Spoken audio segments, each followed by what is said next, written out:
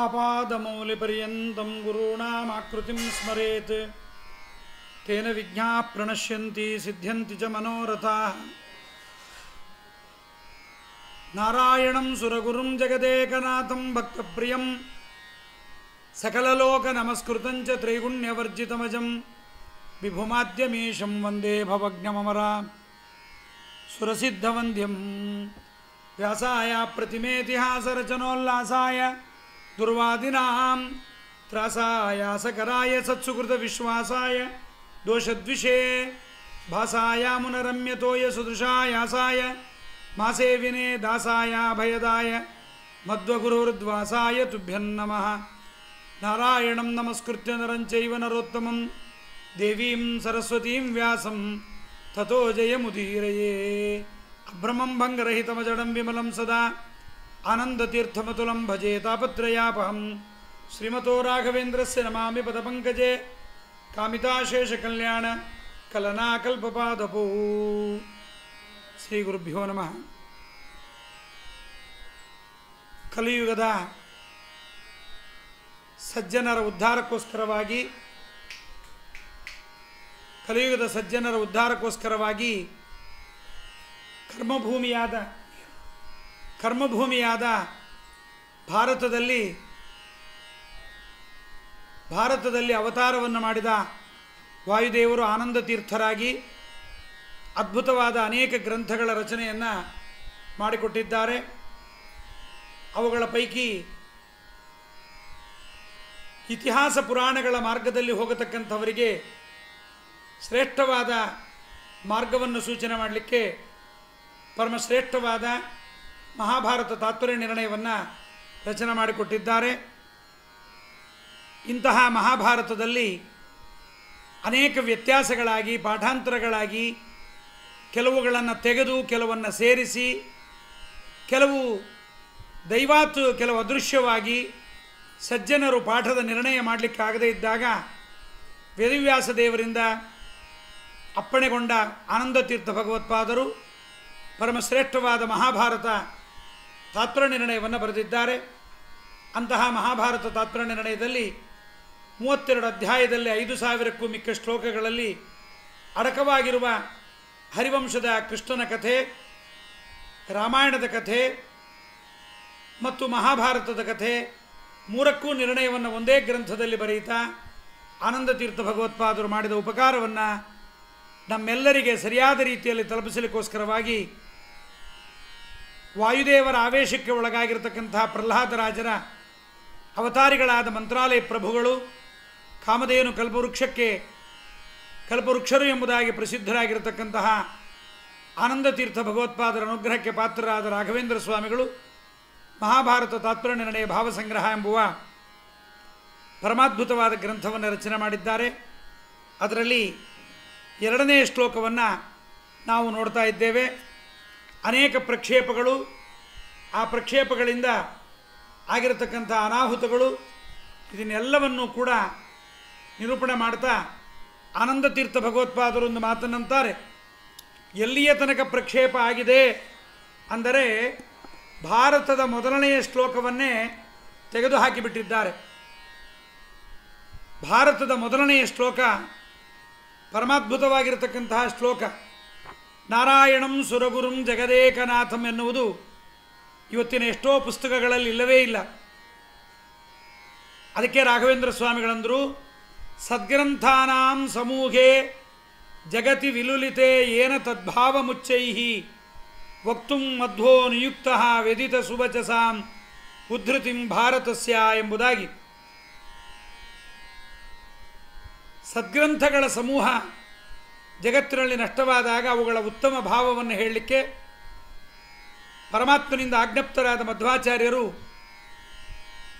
ವೇದಾದಪ್ಯುತ್ತಮಂಚಕ್ರೆ ಎಂಬುದಾಗಿ ಪ್ರಸಿದ್ಧವಾದ ವೇದಕ್ಕಿಂತ ಉತ್ತಮವಾದ ಭಾರತದಲ್ಲಿರುವ ಪರಮಾತ್ಮನ ಸರ್ವೋತ್ತಮತ್ವಾದಿಗಳನ್ನು ಪ್ರಕಟಣೆ ಮಾಡುತ್ತೆ ಈ ಶ್ಲೋಕವೇ ಇರಬಾರದು ಅಂತ ಅನೇಕರು ತೆಗೆದುಹಾಕಿಬಿಟ್ಟಿದ್ದಾರೆ. ಅಜ್ಞಾನದಿಂದ, ಆಗ್ರಹದಿಂದ ಹೀಗೆಲ್ಲ ಆಗಿದೆ. ಆದ್ದರಿಂದ ಭಕ್ತಪ್ರಿಯಂ ಸಕಲಲೋಕ ನಮಸ್ಕೃತಂಚ ತ್ರೈಗುಣ್ಯವರ್ಜಿತಮಜಂ ವಿಭುಮಾದ್ಯಮೀಶಂ ವಂದೇ ಭವಜ್ಞಮಮರ ಸುರಸಿದ್ಧವಂದ್ಯಂ ಎಂಬತಕ್ಕಂತಹ ಶ್ಲೋಕ ಇವತ್ತಿನ ಅನೇಕ ಗ್ರಂಥಗಳಲ್ಲಿ ನಮಗೆ ಸಿಗೋದಿಲ್ಲ. ಅದನ್ನು ಆನಂದ ತೀರ್ಥ ಭಗವತ್ಪಾದರು ಅದರ ನಿರ್ಣಯವನ್ನು ಹೇಳಲಿಕ್ಕೆ ಸಂದರ್ಭದಲ್ಲಿ ಇದನ್ನು ನಮಗೆ ತೋರಿಸಿಕೊಟ್ಟಿದ್ದಾರೆ. ಹಾಗಾಗಿ ಭಾರತದಲ್ಲಿ ಏನು ಹೇಳಿದೆ, ಕೆಲವರು ದುರ್ಯೋಧನನ ಕಥೆ ಎಂದರು, ಕೆಲವರು ಆಸ್ತಿಕರ ಕಥೆ ಎಂದರು, ಕೆಲವರು ಉಪರಿಚರ ವಚುವಿನ ಕಥೆ ಎಂದರು, ಕೆಲವರು ಮನ್ವಾದಿಗಳ ಕಥೆ ಇದು ಅಂತ ಹೇಳಿದರು. ಆದರೆ ನಿಜವಾಗಲೂ ಭಾರತದಲ್ಲಿ ಏನು ಹೇಳಿದೆ ಎಂಬುದನ್ನು ಅನೇಕರು ಕಂಡುಕೊಳ್ಳಲೇ ಇಲ್ಲ. ಭಾರತದ ಹಿರಿಮೆ ಗರಿಮೆಗಳನ್ನು ಅನೇಕರು ತಿಳಿಯಲಿಲ್ಲ. ಅದಕ್ಕೋಸ್ಕರವಾಗಿ ಭಾರತ ಅಂದರೆ ಏನು ಅನ್ನುವುದನ್ನು ನಿರ್ಣಯ ಸರ್ವಶಾಸ್ತ್ರಾಣಾಂ ಭಾರತಂ ಪರಿಕೀರ್ತಿತಂ, ಏನು ಶಾಸ್ತ್ರ ಸರ್ವಶಾಸ್ತ್ರ ಇದೆ, ಭಾರತ ಅರ್ಥ ನಿರ್ಣಾಯಕ ಎಂಬುದಾಗಿ ಪುರಾಣಗಳು ಹೇಳ್ತಾ ಇದೆ. ಮತ್ತು ಹಿಂದೆ ಭಾರತವನ್ನು ಸಕಲ ಶಾಸ್ತ್ರಗಳನ್ನು ವೇದವ್ಯಾಸ ದೇವರ ಆದೇಶದಂತೆ ಬ್ರಹ್ಮಾದಿ ದೇವತೆಗಳು ಎಲ್ಲ ಋಷಿಗಳು ಸೇರಿ ತಕ್ಕಡಿಯಲ್ಲಿ ಅದರ ಅಭಿಮಾನಿ ದೇವತೆಗಳನ್ನಿಟ್ಟು ತೂಗಿದಾಗ ಮಹಾಭಾರತ ಬಹಳ ಹೆಚ್ಚಾಗಿ ದೊಡ್ಡದಾಗಿ ಕಂಡಿದೆ. ಭಾರತಂ ಸರ್ವವೇದಾಶ್ಚ ತುಲಾಂ ಆರೋಪಿತಾ ಪುರ ದೇವೈರ್ಬ್ರಹ್ಮಾದಿಭಿಸ್ಸರ್ವೈ ಋಷಿಭಿಶ್ಚ ಸಮನ್ವಿತೈ ಅಂತ ವ್ಯಾಸಸ್ಯೈವಾಗ್ನೇಯ ತತ್ರ ತ್ವತ್ತರಿಚ್ಛತ ಭಾರತಂ ಎಂಬುದಾಗಿ ಹೇಳಿದ್ದಾರೆ. ಆದ್ದರಿಂದ ಇಂಥ ಶ್ರೇಷ್ಠವಾದದ್ದು ಮಹಾಭಾರತ. ಮಹತ್ವಾತ್ ಭಾರವತ್ವಾಚ್ಚ ಮಹಾಭಾರತ ಮುಚ್ಯತೆ ನಿರುಕ್ತಮಸ್ಯ ಯೋ ವೇದ ಸರ್ವಪಾಪೈ ಪ್ರಮುಚ್ಯತೆ ಎಂಬುದಾಗಿ ಉದಾತ್ತವಾದ ಅರ್ಥವನ್ನು ವರ್ಣನೆ ಮಾಡುತ್ತೆ. ಆ ಕಾರಣದಿಂದ ಭಾರತದಲ್ಲಿ ಭಾರದಲ್ಲೂ ಅಧಿಕವಾದ್ದರಿಂದ ಮಹಾಭಾರತ ಅಂತ ಇದನ್ನು ಕರೀತಾ ಇದ್ದಾರೆ. ಈ ನಾಮದ ಅರ್ಥವನ್ನು ಯಾರು ತಿಳಿಯುತ್ತಾನೋ ಅವನು ಸಕಲ ಪಾಪಗಳಿಂದ ನಿರ್ಮುಕ್ತನಾಗುತ್ತಾನೆ ಎಂಬುದಾಗಿ ಹೇಳಿದ್ದಾರೆ. ಆದ್ದರಿಂದ ಇಂತಹ ಶ್ರೇಷ್ಠವಾದ ಮಹಾಭಾರತದಲ್ಲಿ ಬರುವ ಅನೇಕ ವಿಷಯಗಳನ್ನು ಆನಂದ ತೀರ್ಥ ಭಗವತ್ಪಾದರು ನಿರ್ಣಯವನ್ನು ಮಾಡಿದ್ದಾರೆ. ನಾವು ನೋಡಿದಂತೆ ಭಾರತದ ಪ್ರಥಮ ಶ್ಲೋಕವೇ ಲುಪ್ತವಾಗಿದೆ. ಆದ್ದರಿಂದ ಮಹಾಭಾರತ ಶ್ರೇಷ್ಠ. ಭಾರತದಲ್ಲಿ ವಿಷ್ಣು ಸರ್ವೋತ್ತಮತ್ವ ಹೇಳಿಲ್ಲ, ಭಾರತ ಇತರ ದೇವತೆಗಳ ಸರ್ವೋತ್ತಮತ್ವವನ್ನು ಹೇಳುತ್ತೆ, ಇದು ಹೀಗಿಲ್ಲ ಬೇರೆ ವಿಚಾರವನ್ನು ಹೇಳುತ್ತೆ ಅಂತ ಅನೇಕರು ಹೇಳಿದಾಗ ಭಾರತದ ಶ್ಲೋಕಗಳಿಂದಲೇ ಭಾರತದಲ್ಲಿ ವಿಷ್ಣು ಸರ್ವೋತ್ತಮತ್ವ ಎಂಬುದು ಹೇಗೆ ತೋರಿಸುತ್ತೆ ಎಂಬುದನ್ನು ಆಚಾರ್ಯರು ನಮಗೆ ತೋರಿಸಿಕೊಡ್ತಾ ಇದ್ದಾರೆ. ಇದು ಭಾರತದ ಶ್ಲೋಕಗಳಲ್ಲೇ ಇರುವ ವಿಷ್ಣು ಸರ್ವೋತ್ತಮತ್ವವನ್ನು ಕೃಷ್ಣೋ ಯಜ್ಞೈರಿಜ್ಯತೆ ಸೋಮಪೂತೈ ಕೃಷ್ಣೋ ವೀರೈರಿಜ್ಯತೆ ವಿಕ್ರಮದ್ಭಿಃ ಕೃಷ್ಣೋ ವನ್ಯೈರಿಜ್ಯತೆ ಸಂವೃಷಾನೈ ಕೃಷ್ಣೋ ಮುಕ್ತೈರಿಜ್ಯತೆ ವೀತಮೋಹೈಃ ಸೃಷ್ಟಾ ಬ್ರಹ್ಮಾದಯೋ ದೇವಾಃ ನಿಹತಾ ಯೇನ ದಾನವಾಃ ತಸ್ಮೈ ದೇವಾದಿದೇವಾಯ ನಮಸ್ತೆ ಶಾರ್ಂಗಧಾರಿಣೆ ಅಂತ ಯಾವ ವಿಷ್ಣುವಿನಿಂದ ಬ್ರಹ್ಮಾದಿ ದೇವತೆಗಳಿಂದ ಸೃಷ್ಟರಾದರೋ, ಸಕಲ ದಾನವರು ಯಾವ ನಾರಾಯಣನಿಂದ ಹತರಾದರೋ ಅಂಥ ದೇವಾದಿದೇವನಾದ ಶಾರ್ಂಗಧಾರಿಯಾದ ನಾರಾಯಣನಿಗೆ ನಮಸ್ಕಾರವನ್ನು ಮಾಡ್ತೀವಿ ಎಂಬುದಾಗಿ ಭಾರತದ ಶ್ಲೋಕವೇ ಹೇಳ್ತಾ ಇದೆ. ನಮೋ ಭಗವತೆ ತಸ್ಮೈ ವ್ಯಾಸಾಯ ಅಮಿತ ತೇಜಸೆ ಯಸ್ಯ ಪ್ರಸಾದಾದ್ ವಕ್ಷ್ಯಾಮಿ ನಾರಾಯಣ ಕಥಾಮಿಮಾಂ ಎಂಬುದಾಗಿ ಈ ಮಹಾಭಾರತದ ವರ್ಣನೆ ವೈಶಂಪಾಯನರು ಮಾಡಿದ ನಮಸ್ಕಾರದಿಂದ ಇದು ನಮಗೆ ಅರ್ಥವಾಗುತ್ತೆ. ವಾಸುದೇವಸ್ತು ಭಗವಾನ್ ಕೀರ್ತ್ಯತೆತ್ರ ಸನಾತನಃ ಪ್ರತಿಬಿಂಬಮಿವಾದರ್ಶೇ ಯಂ ಪಶ್ಯಂತ್ಯಾತ್ಮನಿ ಸ್ಥಿತಂ ಎಂಬುದಾಗಿ ಅಂತರ್ಯಾಮಿಯಾಗಿ ನೆಲೆಸಿರ್ತಕ್ಕಂತಹ ಪರಮಾತ್ಮನನ್ನ ಮುನಿಗಳು ಕನ್ನಡಿಯೊಳಗೆ ತಮ್ಮ ಪ್ರತಿಬಿಂಬದಂತೆ ಕಾಣ್ತಾರೋ ಅಂತಹ ಸನಾತನನಾದ ಭಗವಾನ್ ವಾಸುದೇವನೇ ಈ ಭಾರತದಲ್ಲಿ ಪ್ರತಿಪಾದ್ಯನಾಗಿದ್ದಾನೆ ಅನ್ನೋದರಿಂದ ಭಾರತ ಯಾರನ್ನೇ ಹೇಳುತ್ತೆ ಅನ್ನೋದಕ್ಕೆ ಆನಂದ ತೀರ್ಥ ಭಗವತ್ಪಾದರು ಯಮಕ ಭಾರತದಲ್ಲಿ ಒಂದು ಮಾತಂತಾರೆ. ಯಾರ ಕಥೆ ಇದು? ಬ್ರಹ್ಮನ ಕಥೆಯೋ, ಇಂದ್ರನ ಕಥೆಯೋ, ಅಥವಾ ಯಾವ ದೇವತೆಗಳ ಕಥೆ ಇದು ಎಂಬುದರ ವಿಚಾರ ಬಂದಾಗ ಕೃಷ್ಣ ಕಥೆಯಂ ಯಮಿತ, ಇದು ಕೃಷ್ಣನ ಕಥೆ, ಇದು ಬೇರೆ ಯಾರ ಕಥೆಯೂ ಅಲ್ಲ ಎಂಬುದನ್ನು ಸ್ಪಷ್ಟ ಮಾಡಿಕೊಟ್ಟಿದ್ದಾರೆ. ಪರಮಾತ್ಮನೇ ಸರ್ವೋತ್ತಮ ಎಂಬುದಕ್ಕೆ ನಾಸ್ತಿ ನಾರಾಯಣ ಸಮಂ ನ ಭೂತಂ ನ ಭವಿಷ್ಯತಿ ಏತೇನ ಸತ್ಯವಾಕ್ಯೇನ ಸರ್ವಾರ್ಥಾನ್ ಸಾಧಯಾಮ್ಯಹಂ ಎಂಬುದಾಗಿ ನಾರಾಯಣನಿಗೆ ಸಮಾನರಾದವರಿಲ್ಲ, ಹಿಂದೆ ಇರಲಿಲ್ಲ, ಈಗಿಲ್ಲ, ಮುಂದೆಯೂ ಬರೋದಿಲ್ಲ. ಈ ವಾಕ್ಯದ ಸತ್ಯತೆಯನ್ನು ನಾನು ತೋರಿಸಲಿಕ್ಕೆ ಕೈಗಳನ್ನು ಮೇಲಕ್ಕೆತ್ತಿ ಎಲ್ಲ ಪ್ರಮೇಯಗಳನ್ನು ಭಾರತದಲ್ಲಿ ಹೇಳಿದ್ದೀನಿ ಎಂಬುದಾಗಿ ವೇದವ್ಯಾಸ ದೇವರು ಹೇಳ್ತಾರೆ. ಸತ್ಯಂ ಸತ್ಯಂ ಪುನಃ ಸತ್ಯಂ ಉದ್ಧೃತ್ಯ ಭುಜಮುಚ್ಯತೆ ವೇದಶಾಸ್ತ್ರಾತ್ ಪರಂ ನಾಸ್ತಿ ನ ದೈವಂ ಕೇಶವಾತ್ ಪರಂ. ಪುನಃ ಪುನಃ ಕೈಗಳನ್ನೆತ್ತಿ ಹೇಳ್ತೇನೆ, ತೋಳುಗಳನ್ನು. ವೇದಶಾಸ್ತ್ರಗಳಿಂದ ಮಿಗಿಲಾದ ಶಾಸ್ತ್ರವಿಲ್ಲ, ಕೇಶವನಿಗಿಂತ ಮಿಗಿಲಾದ ದೇವರಿಲ್ಲ ಎಂಬುದನ್ನು ನಿರೂಪಣೆ ಮಾಡಿಕೊಟ್ಟಿದ್ದಾರೆ. ಆದ್ದರಿಂದ ಪರಮಾತ್ಮನ ಬಗ್ಗೆ ಅನೇಕ ವಿಚಾರಗಳನ್ನು ಕೂಡ ನಮಗೆ ಹೇಳಿದ್ದಾರೆ. ಮಹಾಭಾರತ ತಾತ್ಪರ್ಯನಿರ್ಣಯದಲ್ಲಿ ರಾಘವೇಂದ್ರ ಸ್ವಾಮಿಗಳು ಕೂಡ ಅದನ್ನು ನಮಗೆ ಸ್ಪಷ್ಟ ಮಾಡಿಕೊಡ್ತಕ್ಕಂಥವರಾಗಿದ್ದಾರೆ. ಏನು ಹೇಳಿದ್ದಾರೆ ಮಹಾಭಾರತದಲ್ಲಿ ಎಂಬುದನ್ನು ಹೇಳುವ ಸಂದರ್ಭದಲ್ಲಿ ರಾಘವೇಂದ್ರ ಸ್ವಾಮಿಗಳು ತಮ್ಮ ಮಾತಲ್ಲಿ ಬರೀತಾರೆ. ಸದ್ಗ್ರಂಥಾನಾಂ ಸಮೂಹೇ ಜಗತಿ ವಿಲುಲಿತೆ ಏನ ತದ್ಭಾವಮುಚ್ಚೈಹಿ ವೇದೋತ್ಕೃಷ್ಟಸ್ಯ ವಿಷ್ಣೋ ಪರಮಪುರುಷತಾಂ ತಾರತಮ್ಯಂ ಸುರಾಣಾಂ. ಎಲ್ಲರಲ್ಲಿ ತಾರತಮ್ಯ ಇದೆ, ದೇವತೆಗಳಲ್ಲಿದೆ, ಮಾನವರಲ್ಲಿದೆ, ಎಲ್ಲರಲ್ಲೂ ತಾರತಮ್ಯ ಇದೆ. ತಾರತಮ್ಯ ಇಲ್ಲ ಅಂದರೆ ಡ್ರೈವರ್ಗೆ ಆಹಾರ ಹಾಕಿಸ್ಬೋದಲ್ವಾ? ಸುಮ್ಮನೆ ಜಗಳ ಮಾಡ್ತಾರೆ ಹೊರಗಡೆಗೆ, ಎಲ್ಲರೂ ಒಂದೇ ಅಂತ. ಎಲ್ಲರೂ ಒಂದೇ ಆದರೆ ಭಾಳ ಕಷ್ಟ ಆಗುತ್ತೆ. ಪ್ರಪಂಚದಲ್ಲಿ ತಾರತಮ್ಯ ಇದೆ, ದೊಡ್ಡವರು ಚಿಕ್ಕವರು ಅಂತ. ಈ ತಾರತಮ್ಯವನ್ನು ತೋರಿಸಿದ್ದಾರೆ. ವಾಯು ಜೀವೋತ್ತಮತ್ವವನ್ನು ತೋರಿಸಿದ್ದಾರೆ. ಹಾಗೆ ಪರಮಾತ್ಮನ ಬಗ್ಗೆ ಹೇಳ್ತಕ್ಕಂಥ ಸಂದರ್ಭದಲ್ಲಿ ಅನೇಕ ಶ್ಲೋಕಗಳನ್ನು ರಾಘವೇಂದ್ರ ಸ್ವಾಮಿಗಳು ಇದರಲ್ಲಿ ಬರ್ತಕ್ಕಂಥ 181 ಶ್ಲೋಕಗಳನ್ನು 2ನೇ ಅಧ್ಯಾಯದಲ್ಲಿ ಬಂದದ್ದನ್ನು 4 ಸಾಲಲ್ಲಿ ಸಂಗ್ರಹ ಮಾಡಿದ್ದಾರೆ ರಾಘವೇಂದ್ರ ಸ್ವಾಮಿಗಳು. ಪರಮಾತ್ಮನಿಗೆ ಹುಟ್ಟಿಲ್ಲ. ಜಾಯತೇನೈವ ಕುತ್ರಾಪಿ ಮ್ರಿಯತೆ ಕುತಯೇವತು. ಪ್ರತಿನಿತ್ಯ ಉಪನ್ಯಾಸವನ್ನು ಕೇಳೋರಿಗೆ ಈ ಪ್ರಮೇಯಗಳೆಲ್ಲ ಆರೂಢವಾಗಿರುತ್ತೆ. ನಿಮಗೆ ಹೊಸದಾಗಿ ಹೇಳಬೇಕಾಗಿಲ್ಲ. ಪರಮಾತ್ಮನಿಗೆ ಜನ್ಮವಿಲ್ಲ, ಜೀವನಿಗೆ ಹುಟ್ಟು ಸಾವುಗಳಿಲ್ಲ. ನ ಜಾಯತೆ ಮ್ರಿಯತೆ ವಾ ಕುತಶ್ಚಿತ್ ನಾಯಂ ಭೂತ್ವಾ ಭವಿತಾ ವಾನಭೂಯ ಅಜೋ ನಿತ್ಯ ಶಾಶ್ವತೋಯಂ ಪುರಾಣೋ ನ ಹನ್ಯತೆ ಹನ್ಯಮಾನೇ ಶರೀರೇ ಎಂಬುದಾಗಿ ದೇಹಕ್ಕೆ ಮಾತ್ರ ಮರಣವೇ ಹೊರತು ಜೀವನಿಗಲ್ಲ. ಜೀವನಿಗೆ ಮರಣ ಇಲ್ಲದೆ ಇರಲಿಕ್ಕೆ ಕಾರಣ ಪರಮಾತ್ಮನಿಗೆ ಮರಣವಿಲ್ಲದೇ ಇರುವುದು ಎಂಬುದನ್ನು ಕೂಡ ಪರಮಾತ್ಮ ಬಿಂಬನಾಗಿದ್ದಾನೆ. ಬಿಂಬನಿಗೆ ಮರಣವಿಲ್ಲ. ಬಿಂಬನಿಗೆ ಮರಣವಿಲ್ಲದಿದ್ದರಿಂದ ಪ್ರತಿಬಿಂಬನಿಗೂ ಮರಣವಿಲ್ಲ. ಪ್ರತಿಬಿಂಬರಾದ ಜೀವರು ಸ್ವತಂತ್ರವಾಗಿ ಮರಣರಹಿತರಲ್ಲ. ಬಿಂಬನಾದ ಪರಮಾತ್ಮನಿಗೆ ಮರಣವಿಲ್ಲವಾದ್ದರಿಂದ ಪ್ರತಿಬಿಂಬರಾದ ಜೀವರಿಗೂ ಮರಣವಿಲ್ಲ ಅನ್ನುವುದನ್ನು ನಾವು ಸ್ಪಷ್ಟವಾಗಿ ಮನಗಾಣಬೇಕಾಗಿದೆ. ಪರಮಾತ್ಮ ರಾಮನಾಗಿ ಹುಟ್ಟಿದ, ಕೃಷ್ಣನಾಗಿ ಹುಟ್ಟಿದ, ವಾಮನನಾಗಿ ಕಶ್ಯಪ ಅದಿತಿಯರಲ್ಲಿ ಹುಟ್ಟಿದ. ಇವೆಲ್ಲವೂ ಕೂಡ ಕೇವಲ ಮೋಹ ಮಾಡಲಿಕ್ಕೋಸ್ಕರವಾಗಿ ಪರಮಾತ್ಮ ಮಾಡುತ್ತಾನೆ. ಹೀಗೆ ಪರಮಾತ್ಮನ ಬಗ್ಗೆಯೂ ಕೂಡ ಅನೇಕ ಪ್ರಮೇಯಗಳು ಬಂದದ್ದನ್ನು ನಮಗೆ ತೋರಿಸಿಕೊಟ್ಟಿದ್ದಾರೆ.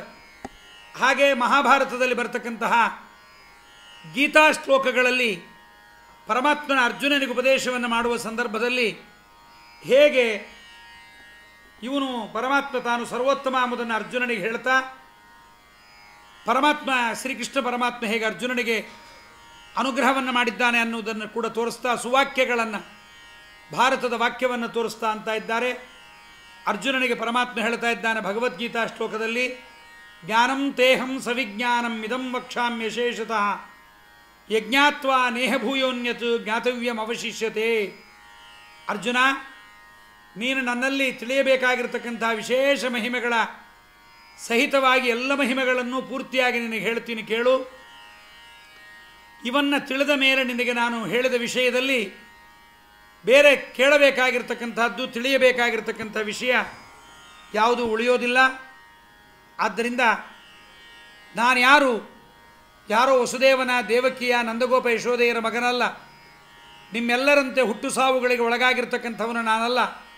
ನಾನು ಪರಮೋತ್ಕೃಷ್ಟನಾಗಿರ್ತಕ್ಕಂಥ ದೇವತೆ, ನಿಮ್ಮೊಳಗೆ ನಿಯಾಮಕನಾಗಿರ್ತಕ್ಕಂಥವನು. ಬರೀ ಹೊರಗಡೆ ರಾಜಾದಿಗಳಂತೆ ನಿಯಾಮಕನಾಗಿರ್ತಕ್ಕಂಥವನಲ್ಲ.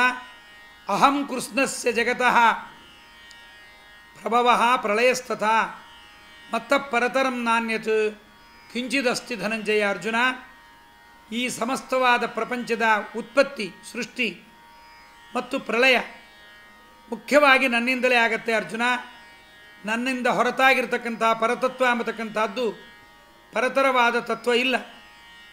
ಆದ್ದರಿಂದ ಪರಾಪರ ತತ್ವಗಳೆರಡೂ ನನ್ನ ಅಧೀನ. ನಾನು ಅವುಗಳೆಲ್ಲವನ್ನು ಮೀರಿರ್ತಕ್ಕಂಥ ಪರತರ ತತ್ವ ಸರ್ವೋತ್ತಮ ತತ್ವನಾಗಿದ್ದೇನೆ. ಆದರೂ ಪರತತ್ವ ಲಕ್ಷ್ಮೀದೇವಿ ಮತ್ತು ಮುಕ್ತಜೀವರು ಅಂತ ಅನೇಕವಾಗಿದೆ. ಅಪರತತ್ವವೂ ಕೂಡ ಜಡತತ್ವ, ಜಡಪ್ರಕೃತಿ ಮತ್ತು ಸಂಸಾರ ಜೀವರು ಅಂತ ಅನೇಕರಾಗಿದ್ದಾರೆ. ಆದ್ದರಿಂದ ಪರತರ ತತ್ವ ಅನೇಕವಿರುವುದು. ಆದರೆ ನಾನೊಬ್ಬನೇ ಮುಖ್ಯವಾಗಿ ಜಗತ್ತಿಗೆ ಉತ್ಪತ್ತಿ ಲಯಗಳಿಗೆ ಕಾರಣ ಹೇಗೆ ಎಂಬತಕ್ಕಂಥ ಶಂಕೆಯನ್ನು ಇನ್ನೊಂದು ಪರತರ ತತ್ವ ಇಲ್ಲ ಎಂಬುದನ್ನು ಪರಮಾತ್ಮ ಹೇಳಿದ್ದಾನೆ. ಆದರೆ ನನ್ನನ್ನು ಅನೇಕರು ಅಜ್ಞಾನದಿಂದ ಅವಜಾನಂತಿ ಮಾಂ ಮೂಢಾಃ ಮಾನುಷೀಂ ತನುಮಾಶ್ರಿತಂ ಪರಂಭಾವಮಜಾನಂತಹ ಮಮ ಭೂತ ಮಹೇಶ್ವರಂ ಎಂಬುದಾಗಿ ಮನುಷ್ಯ ಶರೀರದಂತೆ ಪ್ರಾಕೃತ ಶರೀರದಂತೆ ಕಾಣುವ ನನ್ನ ಶರೀರವನ್ನು ಧಾರಣ ಮಾಡಿದ್ದನ್ನು ನೋಡಿ ನನ್ನನ್ನು ತಾಮಸ ಪ್ರಕೃತಿಯ ಜನರೆಲ್ಲ ನಿತ್ಯ ಗುಣಪೂರ್ಣನಾಗಿದ್ದೇನೆ, ಉತ್ತಮನಾಗಿದ್ದೇನೆ, ನನ್ನ ನಿಜವಾದ ಸ್ವರೂಪವನ್ನು ತಿಳಿಯದೆ ನನ್ನನ್ನು ಅವಜ್ಞೆ ಮಾಡ್ತಾರೆ. ಅಂದರೆ ಇತರ ದೇವತೆಗಳಿಗೆ ಸಮಾನ ಅಂತಲೋ ಅವರಿಗಿಂತ ಕಮ್ಮಿ ಅಂತಲೋ ತಿಳಿತಾರೆ. ಮಾನುಷೀಂ ತನುಮಾಶ್ರಿತಂ ಅಂದರೆ ಮನುಷ್ಯ ಶರೀರವನ್ನು ಧರಿಸಿದ್ದಾನೆ ಶ್ರೀಕೃಷ್ಣ ಅಂತ ಅರ್ಥವಲ್ಲ. ಮನುಷ್ಯ ಶರೀರ ಸದೃಶವಾಗಿ ಕಾಣುವ ಸ್ವರೂಪ ಶರೀರವನ್ನೇ ಅವನು ತನ್ನ ಅಧೀನವಾದ್ದರಿಂದ ಧರಿಸಿದ ಅಂತ ಗೌಣಾರ್ಥವನ್ನು ಇಟ್ಟುಕೊಳ್ಳಬೇಕು ಅಂತಾರೆ ವ್ಯಾಖ್ಯಾನಕಾರರು. ಪರಮಾತ್ಮನ ಶರೀರಕ್ಕೆ ಭೇದ ಇಲ್ಲ. ನಾವು ನಮ್ಮ ದೇಹಕ್ಕೆ ಭೇದ ಇದೆ. ಪರಮಾತ್ಮನಿಗೂ ಪರಮಾತ್ಮನ ದೇಹಕ್ಕೂ ಭೇದ ಇಲ್ಲ. ಮತ್ತು ಪರಮಾತ್ಮ ಹೇಳ್ತಾನೆ, ಹೀಗೆ ತಿಳಿದ್ರೇನು ತಪ್ಪು? ನೀನು ನಮ್ಮಂತೆ ಮನುಷ್ಯ, ನಮ್ಮಂತೆ ಹುಟ್ಟು, ನಮ್ಮಂತೆ ಸಾವು, ನಮ್ಮಂತೆ ಬೆಳವಣಿಗೆ, ನಿನಗೂ ಪ್ರಾರಬ್ಧ ಕರ್ಮದ ವಶ ಇದೆ ಪರಮಾತ್ಮನಿಗೂ ಅಂತ ತಿಳ್ಕೊಂಡ್ರೆ ಏನು ತಪ್ಪು ಅಂದರೆ ಪರಮಾತ್ಮ ಅಂತಾನೆ, ಮೋಘಾಶಾಮೋಘ ಕರ್ಮಾಣಃ ಮೋಘಜ್ಞಾನ ವಿಚೇತಸಃ ರಾಕ್ಷಸೀಮಾಸುರೀಂ ಚೈವ ಪ್ರಕೃತಿಂ ಮೋಹಿನೀಂ ಶ್ರಿತಾಃ. ತಿಳ್ಕೊಂಡ್ರೆ ಏನಾಗತ್ತೆ ಗೊತ್ತಾ ಅರ್ಜುನ? ಪರಮಾತ್ಮನನ್ನು ಅವಜ್ಞೆ ಮಾಡಿದಂತಾಗತ್ತೆ. ಪರಲೋಕಕ್ಕೆ ಅವರು ಆಸೆಯನ್ನು ಪಡ್ತಾರಲ್ಲ, ಅದು ವ್ಯರ್ಥವಾಗಿ ಬಿಡುತ್ತೆ. ಅವರು ಮಾಡ್ತಕ್ಕಂಥ ಯಜ್ಞಾದಿ ಸತ್ಕರ್ಮಗಳು ನನ್ನನ್ನು ಮನುಷ್ಯ ಅಂತ ತಿಳಿದರೆ, ಬ್ರಹ್ಮಾದಿ ದೇವತೆಗಳಿಗೆ ಸಮಾನ ಅಂತ ತಿಳ್ಕೊಂಡ್ರೆ ಅವರು ಮಾಡ್ತಕ್ಕಂಥ ಯಜ್ಞಾದಿ ಸಕಲ ಸತ್ಕರ್ಮಗಳು ಕೂಡ ವ್ಯರ್ಥವಾಗಿ ಬಿಡುತ್ತೆ. ಅವರು ತಿಳಿದುಕೊಂಡಿರ್ತಕ್ಕಂತಹ ತತ್ವಜ್ಞಾನ ವ್ಯರ್ಥವಾಗತ್ತೆ. ಅವರ ಮನಸ್ಸು ದ್ವೇಷಪೂರ್ಣವಾಗಿರುತ್ತೆ. ಇದಕ್ಕೆ ಕಾರಣ ಅವರು ವಿವೇಕವನ್ನು ಹಾಳು ಮಾಡುವ ರಾಕ್ಷಸ ಅಥವಾ ಅಸುರ ಸ್ವಭಾವವನ್ನು ಅವಲಂಬಿಸಿರ್ತಾರೆ. ಆದ್ದರಿಂದ ಇದು ದೈತ್ಯರ ಪ್ರಕೃತಿ, ಇದು ಅಸುರಿ ಪ್ರಕೃತಿ. ಸಾತ್ವಿಕರ ಪ್ರಕೃತಿಯನ್ನು ಹೇಳ್ತೀನಿ ಕೇಳು. ಮಹಾತ್ಮಾನಸ್ತು ಮಾಂ ಪಾರ್ಥ ದೈವೀಂ ಪ್ರಕೃತಿಮಾಶ್ರಿತಾ ಭಜಂತ್ಯನನ್ಯ ಮನಸಃ ಜ್ಞಾತ್ವಾ ಭೂತಾದಿಮವ್ಯಯಂ. ಉತ್ತಮ ಸಾತ್ವಿಕ ಪ್ರಕೃತಿಯನ್ನು ಅವಲಂಬನೆ ಮಾಡಿರ್ತಕ್ಕಂಥ ಶ್ರೇಷ್ಠ ಹೃದಯದ ಜನರು ಮಾತ್ರ ಚೇತನಾಚೇತನದ ಉತ್ಪತ್ತಿಗಳಿಗೆ ಮೂಲ ಕಾರಣನಾದ ಚತುರ್ವಿಧನಾಶರಹಿತನಾದ ಪರಮಾತ್ಮ ನಾನು ಎಂಬುದಾಗಿ ತಿಳಿದು ಅನನ್ಯವಾದ ಮನಸ್ಸಿನಲ್ಲಿ ನನ್ನನ್ನು ಭಜನೆ ಮಾಡ್ತಾರೆ.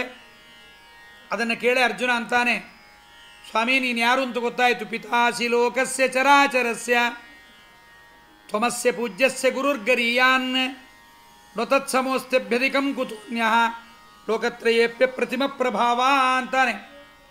ಮೂರು ಲೋಕದಲ್ಲಿ ಅನುಪಮ ಅಂತರಿಸಿರ್ತಕ್ಕಂಥ ಶಕ್ತಿಶಾಲಿಯಾದ ಕೃಷ್ಣ ನೀನು ಪ್ರಪಂಚಕ್ಕೆ, ಚರಾಚರ ಪ್ರಪಂಚಕ್ಕೆ ತಂದೆಯಾಗಿದ್ದಿ, ಪೂಜ್ಯನಾಗಿದ್ದಿ, ಮಹಾಗುರುವು ನೀನಾಗಿದ್ದಿ. ಸ್ವಾಮಿ ನಿನಗೆ ಸಮಾನ ಇನ್ನೊಬ್ಬನಿಲ್ಲ, ನಿನ್ನನ್ನು ಮೀರಿಸ್ತಕ್ಕಂಥವ್ರು ಯಾರಿದ್ದಾರೆ ಎಂಬುದಾಗಿ ಅಂದಿದ್ದಾನೆ.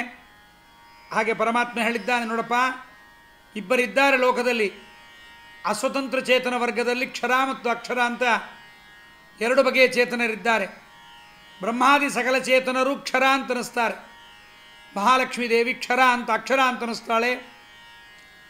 ಇವರಿಬ್ಬರಿಗಿಂತ ಬೇರೆಯಾಗಿ ಉತ್ತಮನೆನಿಸಿರತಕ್ಕಂಥ ಚೇತನ ಉತ್ತಮ ಪರಮ ಪುರುಷಸ್ತ್ವನ್ಯ ಪರಮಾತ್ಮೇತ್ಯುದಾಹೃತಃ.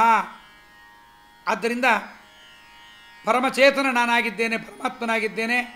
ಹೀಗೆ ನಾನು ಸರ್ವೋತ್ತಮನಾಗಿದ್ದೀನಿ ಎಂಬುದಾಗಿ ಪರಮಾತ್ಮ ತನ್ನ ಸರ್ವೋತ್ತಮತ್ವವನ್ನು, ವಿಷ್ಣು ಸರ್ವೋತ್ತಮತ್ವವನ್ನು ಪರಮಾತ್ಮ ತೋರಿಸಿಕೊಡ್ತಾ ಕೊನೆಗಂತಾನೆ, ಮನ್ಮನಾಭವ ಮದ್ಭಕ್ತ ಮದ್ಯಾಜಿ ಮಾಂ ನಮಸ್ಕುರು ಮಾಮೈವೇಶ್ಯಸಿ ಸತ್ಯಂತೆ ಪ್ರತಿಜಾನೆ ಪ್ರಿಯೋಸಿ ಮೇ. ಅರ್ಜುನ, ನೀನು ಅತ್ಯಂತ ಪ್ರಿಯತಮನಾದ್ದರಿಂದ ನಿನಗೆ ನಾನು ಹೇಳ್ತಾ ಇದ್ದೀನಿ ಕೇಳು. ಮೋಕ್ಷ ಸಾಧನದಲ್ಲಿ ಅತ್ಯಂತ ಗೋಪ್ಯವಾದ ನನ್ನ ಉತ್ತಮವಾದ ವಚನವನ್ನು ಹೇಳ್ತೀನಿ ಕೇಳು. ನೀನು ನನಗೆ ಅತ್ಯಂತ ಪ್ರಿಯನಾಗಿದ್ದೀಯಾ, ಇದು ನಿಶ್ಚಿತ. ಆದ್ದರಿಂದ ನಿನಗೆ ಈ ಹಿತಕರವಾದ ಮಾತನ್ನು ಹೇಳ್ತಾ ಇದ್ದೀನಿ.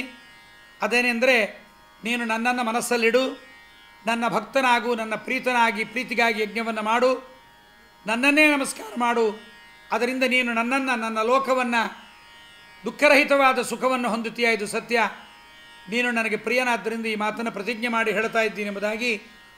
ಹೀಗೆ ಸದ್ಧರ್ಮಾಣಾಂ ಸಮೂಹೇ ರಾಘವೇಂದ್ರ ಸ್ವಾಮಿಗಳು ಇಷ್ಟೂ ವಿಚಾರಗಳನ್ನು ಬಹಳ ಅದ್ಭುತವಾಗಿ ನಿರೂಪಣೆ ಮಾಡತಕ್ಕಂಥವರಾಗಿದ್ದಾರೆ. ಹೇಳುವ ಸಂದರ್ಭದಲ್ಲಿ ಪರಮಾತ್ಮನ ಅವತಾರಗಳ ಉದ್ದೇಶ ಏನು ಎಂಬುದನ್ನು ಕೂಡ, ಪರಮಾತ್ಮನ ಅವತಾರಗಳು ಯಾಕಾಗಿವೆ, ಪರಮಾತ್ಮನು ಯಾಕೆ ಅವತಾರವನ್ನು ಮಾಡ್ತಾನೆ, ಅದಕ್ಕೂ ಕೂಡ ಪರಮಪುರುಷತಾಂ ತಾರತಮ್ಯಂ ಸುರಾಣಾಂ ವಾಯೋರ್ ಜೀವೋತ್ತಮತ್ವಾದಿಕಮಪಿ ವದತಾಂ. ಪರಮಾತ್ಮನ ಅವತಾರಗಳ ಉದ್ದೇಶ ಏನು?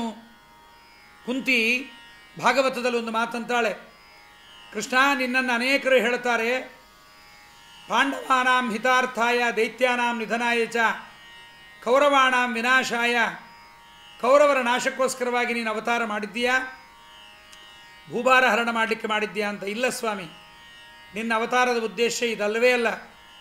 ನಿನ್ನ ಅವತಾರದ ಉದ್ದೇಶ ನೀನು ಮಾನವನಾಗಿ ಬಂದಿದ್ದೆಲ್ಲ ಮಾಡಬೇಕಾಗಿಲ್ಲ, ನಮ್ಮನ್ನು ಶಿಕ್ಷಣ ಮಾಡಲಿಕ್ಕೋಸ್ಕರವಾಗಿ, ನಮಗೆ ಯೋಗ್ಯ ಜ್ಞಾನವನ್ನು ಕೊಡಲಿಕ್ಕೋಸ್ಕರವಾಗಿ, ಮನುಷ್ಯರಿಗೆ ಮನುಷ್ಯಾವತಾರದ ನಿನ್ನ ಅವತಾರದಿಂದ ಶಿಕ್ಷಣವನ್ನು ಕೊಡಲಿಕ್ಕೋಸ್ಕರವಾಗಿ ಮಾಡಿದ್ದೀಯಾ. ಮರ್ತ್ಯಾವತಾರಸ್ತ್ಯಹಮರ್ತ್ಯ ಶಿಕ್ಷಣಂ ರಕ್ಷೋವಧಾಯೈವ ನ ಕೇವಲಂ ವಿಭೋ ಕುತೋಸ್ಸಿ ಹಿ ಸ್ಯೂ ರಮತಸ್ವ ಆತ್ಮನ್ ಸೀತಾಕೃತಾನಿ ವ್ಯಸನಾಯಿ ಈಶ್ವರಸ್ಯ.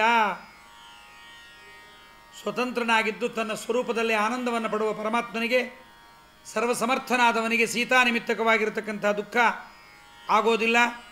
ಆದ್ದರಿಂದ ಪರಮಾತ್ಮ ಷಡ್ಗುಣಪೂರ್ಣನಾಗಿದ್ದಾನೆ. ನ ಸ್ತ್ರೀಕೃತಂ ಕಶ್ಮಲಮಶ್ನುವೀತ ಲಲಕ್ಷ್ಮಣಂ ಚಾಪಿ ಜಹಾತಿ ಕರ್ಚಿತ್.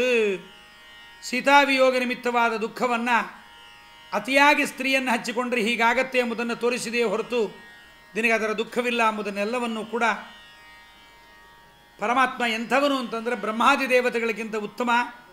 ಯತ್ಪಾದ ಪಂಕಜ ಪರಾಗ ನಿಷೇವಕಾಣಾಂ ದುಃಖಾನಿ ಸರ್ವಾಣಿ ಲಯಂ ಪ್ರಯಾಂತಿ ಸಬ್ರಹ್ಮ ವಂದ್ಯ ಚರಣ ಜನಮೋಹನಾಯ ಸ್ತ್ರೀಸಂಗಿನಾಮಿತಿರತಿಂ ಪ್ರಥಯಂಶ್ಚಕಾರ.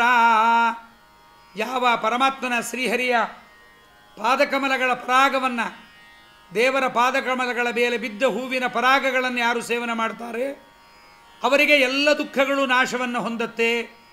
ಅಂತಹ ಚತುರ್ಮುಖ ಬ್ರಹ್ಮದೇವರಿಂದ ವಂದ್ಯನಾದ ಪಾದವುಳ್ಳ ಶ್ರೀರಾಮ ದುರ್ಜನರ ಮೋಹಕ್ಕಾಗಿ ಸ್ತ್ರೀಸಂಗಿಗಳ ವಿಷಯಾಸಕ್ತಿ ಹೇಗೆ ದುಃಖಕ್ಕೆ ಕಾರಣವಾಗತ್ತೆ ಎಂಬುದನ್ನು ತೋರಿಸಿಕೋಸ್ಕರವಾಗಿ ದುಃಖಿಯಂತೆ ಸಂಚಾರ ಮಾಡಿದ್ದಾನೆ.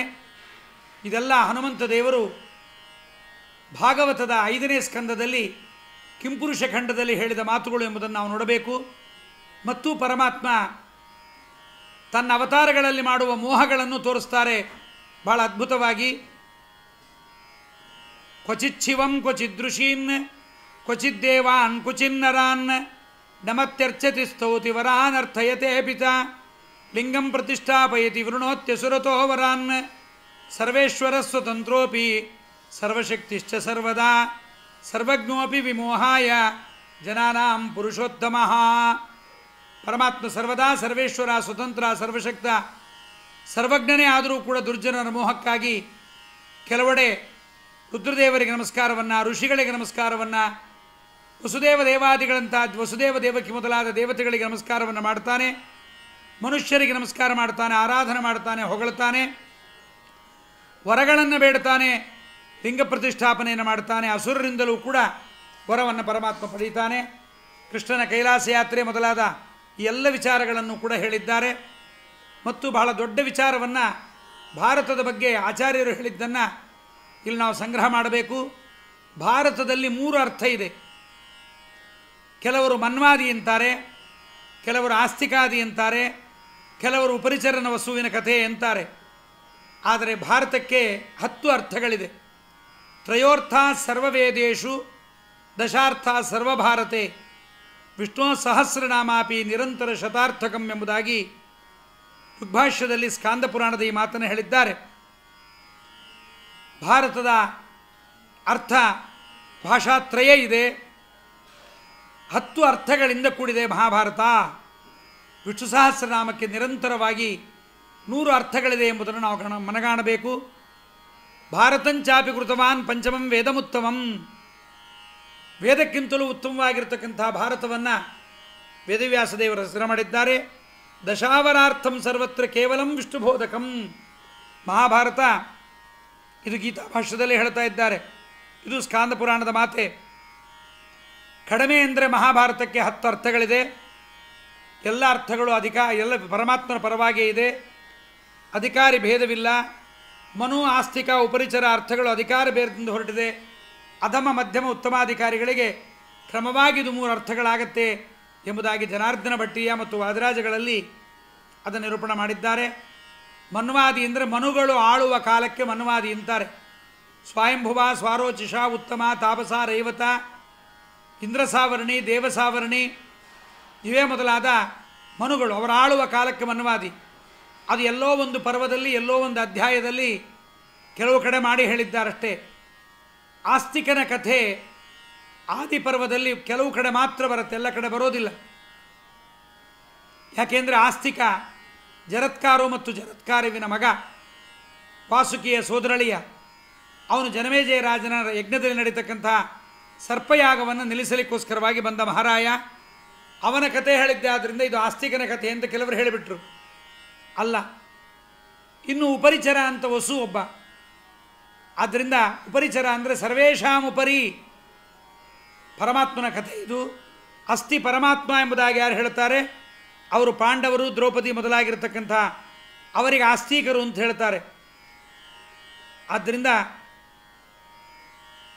ಇನ್ನು ಎಲ್ಲರ ಮೇಲೆ ಸಂಚಾರ ಮಾಡುವ ಸರ್ವೋತ್ತಮನಾದ್ದರಿಂದ ಉಪರಿಚರ ವಸು ಅಂದರೆ ಬೇರೆ ಅಲ್ಲ, ಇವನೇ ಪರಮಾತ್ಮನ ಹೆಸರು ಎಂಬುದಾಗಿ ಇದನ್ನು ಹೇಳಬೇಕು. ಭಾರತದಲ್ಲಿ 10 ಅರ್ಥ ಇದೆ ಅಂತಾರೆ. ಆಧ್ಯಾತ್ಮ ಅರ್ಥ ಇದೆ ಅಂತಾರೆ.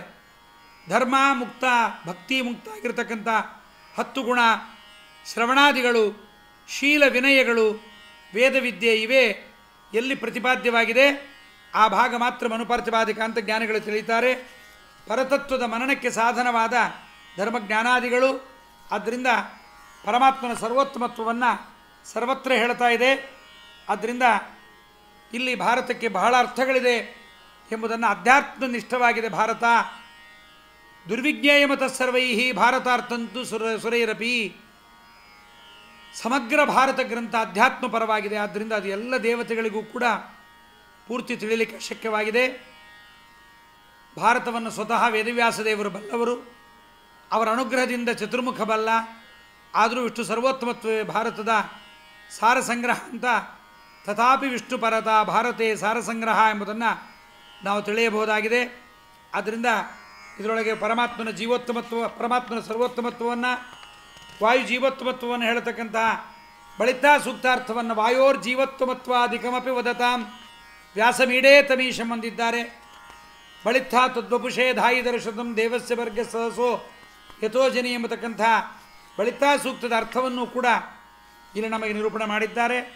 ಆದ್ದರಿಂದ 3 ಅವತಾರಗಳಿಗೆ 3 ದ್ವಾದಶ ನಾಮ ಇದೆ ಎಂಬುದನ್ನು ಕೂಡ ವಾಯುದೇವರ ಜೀವೋತ್ತಮತ್ವವನ್ನು ಹೇಳುವ ಸಂದರ್ಭದಲ್ಲಿ ಹನುಮಾನಂಜನಾಸೂನುರು ವಾಯುಪುತ್ರೋ ಮಹಾಬಲಃ ರಾಮೇಷ್ಟ ಫಲ್ಗುಣಸಖಃ ಪಿಂಗಾಕ್ಷೋ ಅಮಿತವಿಕ್ರಮಃ ಉದತಿಕ್ರಮಣಶ್ಚೈವ ಸೀತಾ ಶೋಕವಿನಾಶನಃ ಲಕ್ಷ್ಮಣ ಪ್ರಾಣದಾತ ಚ ದಶಗ್ರೀವಸ್ಯ ದರ್ಪಃ ದ್ವಾದಶೈತಾನಿ ನಾಮಾನಿ ಕಪೀಂದ್ರಸ್ಯ ಮಹಾತ್ಮನಃ ಸ್ವಾಪಕಾಲೇ ಪ್ರಬೋಧೇ ಚ ಯಾತ್ರಾಕಾಲೇ ಚ ಯಪ್ಪಡೇತ್ ನ ಭಯಂ ವಿದ್ಯತೆ ತಸ್ಯ ಸರ್ವತ್ರ ವಿಜಯೀ ಭವೇತ್ ಎಂಬುದನ್ನು ಇದು ಹನುಮದ್ವಾದಶ ನಾಮ.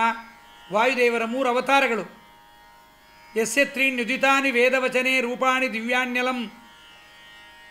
ಶ್ರೀಮದ್ ಆನಂದತೀರ್ಥ ಭಗವತ್ಪಾದರು ತಮ್ಮ ಗ್ರಂಥಗಳ ಕೊನೆಯಲ್ಲಿ ಸಜ್ಜನರಿಗೆ ಇದರಲ್ಲಿ ಪ್ರಾಮಾಣಿಕತೆ, ಆಪ್ತತೆ ಬರಲಿಕ್ಕೋಸ್ಕರವಾಗಿ ತಾವು ಯಾರು ಎಂಬುದನ್ನು ಸ್ಪಷ್ಟ ಮಾಡಿದ್ದಾರೆ. ಅದರಂತೆ ಭೀಮಸೇನ ದೇವರಿಗೂ 12 ಹೆಸರುಗಳಿದೆ.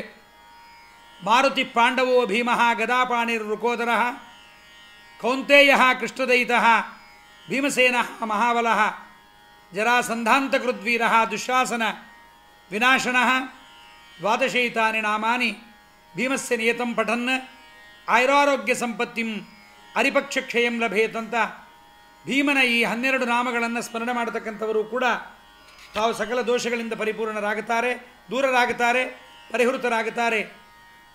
ಮಧ್ವಾಚಾರ್ಯರ 12 ನಾಮಗಳನ್ನು ಹೇಳ್ತಾ ಪೂರ್ಣಪ್ರಜ್ಞೋ ಜ್ಞಾನದಾತ ಮಧ್ವೋದ್ವಸ್ತದುರಾಗಮಃ ತತ್ವಜ್ಞೋ ವೈಷ್ಣವಾಚಾರ್ಯ ವ್ಯಾಸಶಿಷ್ಯೋ ಯತೀಶ್ವರ ಆನಂದತೀರ್ಥಸನ್ನಾಮ ಚಿತವಾದಿ ಜಿತೇಂದ್ರಿಯ ಆನಂದತೀರ್ಥಸನ್ನಾಮ ಏವಂ ದ್ವಾದಶಕಂ ಜಪೇತು ಲಭತೆ ವೈಷ್ಣವೀಂ ಭಕ್ತಿಂ ಗುರುಭಕ್ತಿ ಸಮನ್ವಿತಾಂ ಎಂಬುದಾಗಿ ವ್ಯಾಖ್ಯಾನಕಾರರು ಇದನ್ನು ತೋರಿಸಿದ್ದಾರೆ. ಅಲ್ಲ, ವಾಯುದೇವರ ಜೀವೋತ್ತಮತ್ವವನ್ನು ನೀವೇ ಹೇಳ್ಕೊಳ್ತೀರಿ, ವೇದಗಳಲ್ಲಿದೆ ಅಂತ ನೀವು ವೇದಕ್ಕೆ ಬೇರೆ ಅರ್ಥವನ್ನು ಬರೆದುಬಿಟ್ರಿ, ನಿಮ್ಮ ಮನಸ್ಸಿಗೆ ಬಂದಂತೆ ವೇದಾರ್ಥವನ್ನು ಬರ್ಕೊಂಡಿದ್ದೀರಿ, ನಾವು ಒಪ್ಪಲ್ಲ ಅಂದರೆ ಅದರ ಬಗ್ಗೆ ಭಾರತದಲ್ಲೇ ಬಂದ ವಾಯುದೇವರ ಜೀವೋತ್ತಮತ್ವದ ಬಗ್ಗೆ ಅದನ್ನು ಸಜ್ಜನರ ಅವಗಾಹನೆಗೋಸ್ಕರವಾಗಿ, ಸಜ್ಜನರ ಜ್ಞಾನ ಸ್ಪಷ್ಟವಾಗಿ ಆಗಲಿ ಎಂಬುದಕ್ಕೋಸ್ಕರವಾಗಿ ಅದನ್ನು ಆನಂದತೀರ್ಥ ಭಗವತ್ಪಾದರು ತೋರಿಸ್ತಾ ಇದ್ದಾರೆ. ಈ ಮಾತು ಭಾರತದ ವಾಕ್ಯ ಮುಂದೆ ಹೇಳ್ತಾ ಇದ್ದಾರೆ. ಅಶ್ವಮೇಧ ಕ್ರತುಶ್ರೇಷ್ಠ ಜ್ಯೋತಿಶ್ರೇಷ್ಠ ದಿವಾಕರ ಬ್ರಾಹ್ಮಣ ದ್ವಿಪದಾಂ ಶ್ರೇಷ್ಠ ದೇವಶ್ರೇಷ್ಠಸ್ತು ಮಾರುತಃ. ವಾಯುದೇವರು ಜೀವೋತ್ತಮ ಅನ್ನಲಿಕ್ಕೆ ಯಜ್ಞಗಳಲ್ಲಿ ಅಶ್ವಮೇಧ ಯಜ್ಞ ಶ್ರೇಷ್ಠವಾಗಿರತಕ್ಕಂಥದ್ದು. ಮನುಷ್ಯರಿಗೆ ಕಾಣಲು ಯೋಗ್ಯವಾದ ತೇಜಸ್ಸುಗಳಲ್ಲಿ ಸೂರ್ಯ ಶ್ರೇಷ್ಠನಾಗಿದ್ದಾನೆ, ಬ್ರಾಹ್ಮಣ ಮನುಷ್ಯರಲ್ಲಿ ಶ್ರೇಷ್ಠನಾಗಿದ್ದಾನೆ, ವಾಯು ರುದ್ರಾದಿ ದೇವತೆಗಳಿಗಿಂತ ಶ್ರೇಷ್ಠನಾಗಿದ್ದಾನೆ ಎನ್ನುವುದನ್ನು ನಾವಿದನ್ನು ನೋಡ್ತೇವೆ. ಬಲಮಿಂದ್ರಸ್ಯ ಗಿರಿಶಃ, ದೇವೇಂದ್ರನಿಗೆ ಬಲವನ್ನು ರುದ್ರದೇವರು ಕೊಡ್ತಾರೆ, ರುದ್ರನಿಗೆ ಬಲಪ್ರದನಾಗಿದ್ದಾನೆ ವಾಯು, ವಾಯುವಿಗೆ ಬಲಪ್ರದನಾಗಿದ್ದಾನೆ ಸಾಕ್ಷಾತ್ ಹರಿ, ಹರಿಗೆ ಇನ್ನೊಬ್ಬರಿಂದ ಬಲವಿಲ್ಲ ಅನ್ನುವುದರಿಂದ ರುದ್ರದೇವರ ಪರ್ಯಂತರವಾಗಿ ಎಲ್ಲ ದೇವತೆಗಳಿಗೆ ಬಲವನ್ನು ಕೊಡುವರು ವಾಯುದೇವರು ಎಂಬುದು ಸಿದ್ಧವಾದಾಗ ವಾಯುದೇವರದು ಈ ಮಾತನ್ನು ನಾವು ಹೇಳಬಹುದು. ಇನ್ನೊಂದು ನಾವು ನೋಡಬಹುದಾಗಿದೆ, ಮಹಾಭಾರತದಲ್ಲಿ ಭೀಷ್ಮಾಚಾರ್ಯರ ಮಾತು, ದುರ್ಯೋಧನನ ಮಾತು, ಇವೆಲ್ಲ ಮಹಾಭಾರತದಲ್ಲಿದೆ. ಇನ್ನೂ ಅದನ್ನು ಯಾರೂ ಕಿತ್ತಾಕಿಲ್ಲ. ವಾಯುರ್ಭೀಮೋ ಭೀಮನಾದೋ ಮಹೋಜಾಹ ಸರ್ವೇಷಾಂಚ ಪ್ರಾಣಿನಾಂ ಪ್ರಾಣಭೂತಃ ಅನಾವೃತ್ತಿರ್ದೇಹಿನಾಂ ದೇಹಪಾತೆ ತಸ್ಮಾತ್ ವಾಯು ದೇವದೇವೋ ವಿಶಿಷ್ಟ ಅಂತ ವಾಯುದೇವರು ಅಸುರರಿಗೆ ಭಯಂಕರರಾಗಿದ್ದಾರೆ. ಯಮಭಟರಿಗೂ ಭಯಂಕರವಾದ ಧ್ವನಿವುಳ್ಳವರು ವಾಯುದೇವರಾಗಿದ್ದಾರೆ, ಮಹಾಬಲಿಷ್ಠರಾಗಿದ್ದಾರೆ. ಎಲ್ಲ ಪ್ರಾಣಿಗಳ ಶ್ವಾಸಾಭಿಮಾನಿ ಚೇಷ್ಟಾಪ್ರದರಾಗಿದ್ದಾರೆ ವಾಯುದೇವರು. ಅವರಿಲ್ಲದೆ ಇದ್ದರೆ ಅನಾವೃತ್ತಿರ್ದೇಹಿನಾಂ ದೇಹಪಾತೆ, ಪ್ರಾಣಿಗಳಿಗೆ ದೇಹಪಾತವಾಗಾಗ ದೇಹದಲ್ಲಿ ವಾಯುದೇವರಿಲ್ಲದೆ ಇರುವುದೇ ಕಾರಣವಾಗಿರುತ್ತೆ. ಆದ್ದರಿಂದ ಮುಮುಕ್ಷುಗಳಾದವರಿಗೆ ಚರ್ಮದೇಹಪಾತವಾದಾಗ ಅವರು ತಿರುಗಿ ಸಂಸಾರಕ್ಕೆ ಬರದೇ ಇರಲಿಕ್ಕೆ ಕಾರಣ ವಾಯುದೇವರ ಅನುಗ್ರಹ ಬೇಕು. ಆದ್ದರಿಂದ ವಾಯುದೇವರು ದೇವತೆಗಳಿಗೂ ಶ್ರೇಷ್ಠ ಎಂಬುದನ್ನು ನಾವು ನೋಡಬಹುದಾಗಿದೆ. ಅದಕ್ಕೆ ಮಹಾಭಾರತ ಅನೇಕ ಮಾತುಗಳೇ ಹೇಳುತ್ತೆ ವಾಯುದೇವರ ಜೀವೋತ್ತಮತ್ವದ ಬಗ್ಗೆ. ನಾವೇ ಮಾಧ್ವರು ಮಾತ್ರ ಹೇಳಿಕೊಂಡ ಮಾತುಗಳೆಲ್ಲ ಮಹಾಭಾರತದಲ್ಲೇ ಬಂದಿದೆ. ತತ್ವಜ್ಞಾನೇ ವಿಷ್ಣುಭಕ್ತೌ ಸ್ಥೈರ್ಯೇ ಧೈರ್ಯೇ ಪರಾಕ್ರಮೆ ವೇಗೇ ಚ ಲಾಘವೇ ಚೈವ ಪ್ರಲಾಪಸ್ಯ ಚ ವರ್ಜನೆ ಭೀಮಸೇನ ಸಮೋ ನಾಸ್ತಿ ಸೇನೆಯೋರು ಭಯೋರಪಿ ಪಾಂಡಿತ್ಯೇ ಚ ಪಟುತ್ವೇ ಚ ಶೂರತ್ವೇಪಿ ಬಲೇಪಿ ಚ ಎಂಬುದನ್ನು ತತ್ವಜ್ಞಾನದಲ್ಲಿ, ವಿಷ್ಣುಭಕ್ತಿಯಲ್ಲಿ ಸ್ಥೈರ್ಯ ಧೈರ್ಯ ಪರಾಕ್ರಮ ವೇಗ ಲಾಘವ ವ್ಯರ್ಥ ಮಾತನಾಡದೇ ಇರತಕ್ಕಂಥದ್ದು, ಪಾಂಡಿತ್ಯ ಪಟುತ್ವ ಶೂರತ್ವ ಬಲ ಇವುಗಳ ವಿಷಯದಲ್ಲಿ ಕುರುಪಾಂಡವರ ಸೇನೆಗಳಲ್ಲಿ ಭೀಮಸೇನ ದೇವರಿಗೆ ಸಮನಾದವರು ಯಾರೂ ಇಲ್ಲ ಎಂಬುದನ್ನು ನಾವು ಅವನೇ ಜೀವೋತ್ತಮ ಎಂಬುದನ್ನು ನೋಡಬಹುದು. ಅದಕ್ಕೆ ಯುಧಿಷ್ಠಿರೇಣಾಪಿ ಭೀಮಂ ಪ್ರತಿ ಸಮೀರಿತಂ, ಯುಧಿಷ್ಠಿರ ಭೀಮಸೇನ ದೇವರಿಗೊಂದು ಮಾತನ್ನು ಹೇಳ್ತಾನೆ, ಭೀಮ ಧರ್ಮಶ್ಚಾರ್ಥಶ್ಚ ಕಾಮಶ್ಚ ಮೋಕ್ಷಶ್ಚೈವ ಯಶೋಧ್ರುವಂ ತ್ವಯಾ ಯತ್ತಮಿದಂ ಸರ್ವಂ ಸರ್ವಲೋಕಸ್ಯ ಭಾರತ. ಭೀಮ, ಧರ್ಮಾರ್ಥ ಕಾಮ ಮೋಕ್ಷ ಯಶಸ್ಸು ಇವೆಲ್ಲ ಎಲ್ಲ ಲೋಕಕ್ಕೂ ನಿನ್ನ ಅಧೀನವಾಗಿದೆ ಎಂಬುದಾಗಿ ಹೇಳ್ತಾ ಇದ್ದಾರೆ. ವಿರಾಟ ಪರ್ವದಲ್ಲಿ ದುರ್ಯೋಧನನನ್ನು ಕುರಿತು ಈ ಮಾತನ್ನು ಗಮನಿಸಬೇಕು.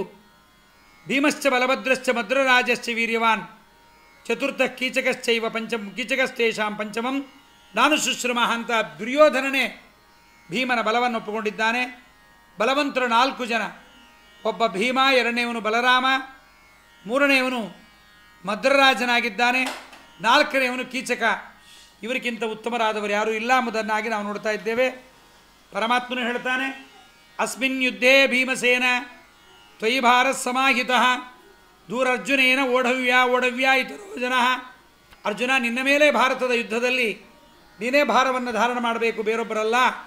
ಹೀಗೆ ಅನಂತ ವಾಕ್ಯಗಳು ಹೇಳಿದ್ದಾರೆ. ಅದರ ಜೊತೆಗೆ ತಾರತಮ್ಯವನ್ನು ಕೂಡ ನಿರೂಪಣೆ ಮಾಡಿದ್ದಾರೆ. ತಾರತಮ್ಯದ ವಿಚಾರವನ್ನು ಕೂಡ ನಾವು ಮುಖ್ಯವಾಗಿ ಗಮನಿಸಬೇಕು. ತಾರತಮ್ಯ ಜ್ಞಾನವಿಲ್ಲದೆ ಸೂರಿಗಳ ನಿಂದಿಸುತ್ತ ಸುಜನರೋಪಾದಿಯಲ್ಲಿ ತೋರುವರು. ಪರಮಾತ್ಮನ ಮೋಕ್ಷವನ್ನು ಪಡೆಯಬೇಕು ಅಂದರೆ ತಾರತಮ್ಯ ಜ್ಞಾನ ಬೇಕು. ತಾರತಮ್ಯ ಪರಿಜ್ಞಾನೇ ಮಹಾ ತಾತ್ಪರ್ಯ ಮಿಷ್ಯತೆ. ಆದ್ದರಿಂದ ತಾತ್ಪರ್ಯವನ್ನು ಕೂಡ ಆಚಾರ್ಯರು ಈ ಒಂದು ನಿರ್ಣಯದಲ್ಲಿ ನಿರೂಪಣೆ ಮಾಡಿಕೊಟ್ಟಿದ್ದಾರೆ ಎಂಬುದನ್ನು ರಾಘವೇಂದ್ರ ಸ್ವಾಮಿಗಳು ಇಷ್ಟು ವಿಸ್ತಾರವಾದದ್ದನ್ನು ನಾನು ಯಾಕೆ ಇಷ್ಟೆಲ್ಲ ಹೇಳ್ತೀನಿ ಎಂಬುದಾಗಿ ಅಂದರೆ, ರಾಯರು ಇಷ್ಟು ವಿಚಾರವನ್ನು ಸಂಗ್ರಹವಾಗಿ ಹೇಳ್ತಾರೆ. ಯಾವಾಗ ವಿಸ್ತಾರವಾಗಿ ನಾವು ಮಹಾಭಾರತ ತಾತ್ಪರ್ಯ ನಿರ್ಣಯವನ್ನು ಓದಿರುತ್ತೇವೆ ಅವರಿಗೆ ಮಾತ್ರ ಸಂಗ್ರಹವಾದ ರಾಘವೇಂದ್ರ ಸ್ವಾಮಿಗಳ ಭಾರತದ ಭಾವಸಂಗ್ರಹ, ಮಹಾಭಾರತ ತಾತ್ಪರ್ಯ ನಿರ್ಣಯ ಭಾವಸಂಗ್ರಹ ಅರ್ಥವಾಗತ್ತೆ. ಯಾರಿಗೆ ವಿಸ್ತಾರ ಬಲ್ಲರೋ ಅವರು ಮಾತ್ರ ಸಂಕ್ಷೇಪವನ್ನು ಮಾಡಬಲ್ಲರು. ಯಾರಿಗೆ ವಿಸ್ತಾರದ ಜ್ಞಾನ ಇಲ್ಲವೋ ಅವರಿಗೆ ಸಂಕ್ಷೇಪ ಮಾಡಲಿಕ್ಕೆ ಬರೋದಿಲ್ಲ. ಆದ್ದರಿಂದ ಇಲ್ಲಿಯೂ ಕೂಡ ಹೇಳಿದ್ದಾರೆ, ಪರಮಪುರುಷತಾಂ ತಾರತಮ್ಯಂ ಸುರಾಣಾಂ ವಾಯೋರ್ ಜೀವೋತ್ತಮತ್ವಾಧಿಕಮಪಿ ವದತಾಂ ವ್ಯಾಸಮೀಡೆ ತಮೀಶಂ ಎಂಬುದಾಗಿ ರಾಘವೇಂದ್ರ ಸ್ವಾಮಿಗಳು ಬಹಳ ಸಂಗ್ರಹವಾಗಿ ಇದನ್ನು ನಿರೂಪಣೆ ಮಾಡಿಕೊಟ್ಟಿದ್ದಾರೆ. ಇಲ್ಲಿ ಶ್ರೋತೃವರ್ಗ ಒಂದು ವಿಚಾರವನ್ನು ಗಮನಿಸಬೇಕು. ರಾಘವೇಂದ್ರ ಸ್ವಾಮಿಗಳ ಈ ಒಂದು ಪ್ರವಚನ ಮಾಲಿಕೆಯಲ್ಲಿ ಮುಖ್ಯವಾಗಿ ಕೃಷ್ಣಚಾರಿತ್ರ ಮಂಜರಿ, ರಾಮಚಾರಿತ್ರ ಮಂಜರಿಯನ್ನು ಕೂಡ ಪ್ರವಚನದಲ್ಲಿ ಇಟ್ಟಿದ್ದಾರಾದ್ದರಿಂದ ರಾಮಚಾರಿತ್ರ ಮಂಜರಿ ಮಹಾಭಾರತ ತಾತ್ಪರ್ಯ ನಿರ್ಣಯವನ್ನು ಅನುಸಾರ ಮಾಡಿಕೊಂಡು ಹೊರಟಿದೆ. ಭಾರತದಲ್ಲಿ ಅಥವಾ ಮಹಾಭಾರತ ತಾತ್ಪರ್ಯ ನಿರ್ಣಯದಲ್ಲಿ ಆಚಾರ್ಯರು ತೋರಿಸಿದ ಕೃಷ್ಣನ ಕಥೆಯನ್ನು ಕೃಷ್ಣಚಾರಿತ್ರ ಮಂಜರಿ ರಾಘವೇಂದ್ರ ಸ್ವಾಮಿಗಳು ಬರೆದದ್ದು ಬಂದಿದೆ. ಆದ್ದರಿಂದ ನಾನು ಕೆಲವು ಶ್ಲೋಕಗಳನ್ನು ಅಂದರೆ 9ನೇ ಶ್ಲೋಕದ ಪರ್ಯಂತರವಾಗಿ ಸ್ಕಿಪ್ ಮಾಡಿ 10ನೇ ಅಧ್ಯಾಯಕ್ಕೆ ನಾನು ಹೋಗ್ತಾ ಇದ್ದೀನಿ. ಯಾಕೆಂದರೆ ಹಿಂದಿನ ಪ್ರವಚನಕಾರರಾಗಲೇ ರಾಮಾಯಣದ ಬಗ್ಗೆ ಮತ್ತು ಕೃಷ್ಣನ ಬಗ್ಗೆ ಹೇಳೋರಿದ್ದಾರೆ, ಹಿಂದೆ ಮುಂದೆ ಹೇಳೋರಿದ್ದಾರೆ. ಆ ವಿಷಯಗಳು ಪುನಃ ಪುನಃ ಚರ್ವಿತ ಚರ್ವಣವಾಗಬಾರದು ಎಂಬುದಕ್ಕೋಸ್ಕರವಾಗಿ ನಾನು ಈ ರೀತಿಯಾಗಿ ಪದ್ಧತಿಯನ್ನು ಸ್ವೀಕಾರ ಮಾಡಿದ್ದೇನೆ. ಆದ್ದರಿಂದ ಮುಖ್ಯವಾಗಿ 10ನೇ ಅಧ್ಯಾಯದಲ್ಲಿ ಮಹಾಭಾರತ ತಾತ್ಪರ್ಯ ನಿರ್ಣಯದಲ್ಲಿ ಬರುವ 88 ಶ್ಲೋಕಗಳ ಸಂಗ್ರಹವನ್ನು ರಾಘವೇಂದ್ರ ಸ್ವಾಮಿಗಳು ತಮ್ಮ ಭಾವಸಂಗ್ರಹದಲ್ಲಿ ಕ್ಷೀರಾಬ್ಜುನ್ಮಥನಾದಿಕಾತ್ಮಚರಿತಂ ದೇವೈರ್ಗೃಣದ್ವಿಸ್ತುತಃ ಸಜ್ಞಾನಾಯ ಪರಾಶರಾಖ್ಯ ಮುನಿನ ಯಸ್ಸತ್ಯವತ್ಯಾಮಭೂತ್ ವ್ಯಾಸತ್ವೇನ ವಿದಾಯ ವೇದ ವಿವೃತಿಂ ಶಾಸ್ತ್ರಾಣಿ ಸರ್ವಾಣ್ಯಪಿ ಜ್ಞಾನಂ ಸತ್ಸು ನಿಧಾಯ ತದ್ಗತ ಕಲಿಂ ನಿಘ್ನನ್ಸನೋ ವ್ಯಾಧರಿಹಿ. ಇದೊಂದು ಅಪೂರ್ವವಾದ ಕೆಲಸವನ್ನು ಆನಂದತೀರ್ಥ ಭಗವತ್ಪಾದರು ಮಾಡಿದ್ದಾರೆ. ವೇದವ್ಯಾಸ ದೇವರ ಅವತಾರವನ್ನು ಸರಿಯಾಗಿ ಅರ್ಥ ಮಾಡಿಕೊಂಡಿಲ್ಲ ಅನೇಕರು. ಒಬ್ಬ ಸಾಮಾನ್ಯವಾದ ಋಷಿ ವೇದವ್ಯಾಸರು ಎಂಬುದಾಗೇ ತಿಳಿದಿದ್ದಾರೆ. ನಾರಾಯಣನ ಅವತಾರ ಎಂಬುದಾಗಿ ವೇದವ್ಯಾಸ ದೇವರ ಬಗ್ಗೆ ಅನೇಕರಿಗೆ ಸರಿಯಾದ ಮಾಹಿತಿ ಇಲ್ಲ. ಅದಕ್ಕೋಸ್ಕರವಾಗಿ ಮಹಾಭಾರತವನ್ನು ಬರೆದ ವೇದವ್ಯಾಸರು ಬೇರೆ ಯಾರೋ ಋಷಿಗಳಲ್ಲ. ಹಾಗೆ ಅನೇಕರು ಹೇಳಲಿಕ್ಕೆ ಕಾರಣ ಏನು ಅಂದರೆ, ವೇದವ್ಯಾಸರು ಎನ್ನುವ ಆ ಹೆಸರನ್ನು ಪರಮಾತ್ಮ ಒಂದು ಅಧಿಕಾರದ ಪೀಠಕ್ಕೆ ಹೆಸರನ್ನಿಟ್ಟುಬಿಟ್ಟ ಪರಮಾತ್ಮ. ಲಕ್ಷ್ಮೀನಾರಾಯಣ ಯಾರೂ ಆಗಲಿಕ್ಕೆ ಸಾಧ್ಯ ಇಲ್ಲ. ಮತ್ಸ್ಯಾವತಾರ ನಾರಾಯಣನೇ ಮಾಡಬೇಕು. ಕೂರ್ಮ, ವರಾಹ, ನರಸಿಂಹ, ಪರಶುರಾಮ, ರಾಮ, ಕೃಷ್ಣ, ಬುದ್ಧ, ಕಲ್ಕಿ, ಮಹಿದಾಸ, ಇತರಾಸೂನು ಮಹಿದಾಸನಾಗಿ ಬಂದಿದ್ದಾನೆ, ಋಷಭ, ದತ್ತ, ಕಪಿಲ, ಹೀಗೆ ಅನೇಕ ಅವತಾರಗಳನ್ನು ಪರಮಾತ್ಮ ಮಾಡ್ತಾನೆ. ಪರಮಾತ್ಮನೇ ಮಾಡಬೇಕು. ಏತೇ ಸ್ವಾಂಶಕದ ಪ್ರೋಕ್ತಃ ಕೃಷ್ಣಸ್ತು ಭಗವಾನ್ ಸ್ವಯಂ ಅಂತ ಹೇಳಿದ್ದಾರೆ.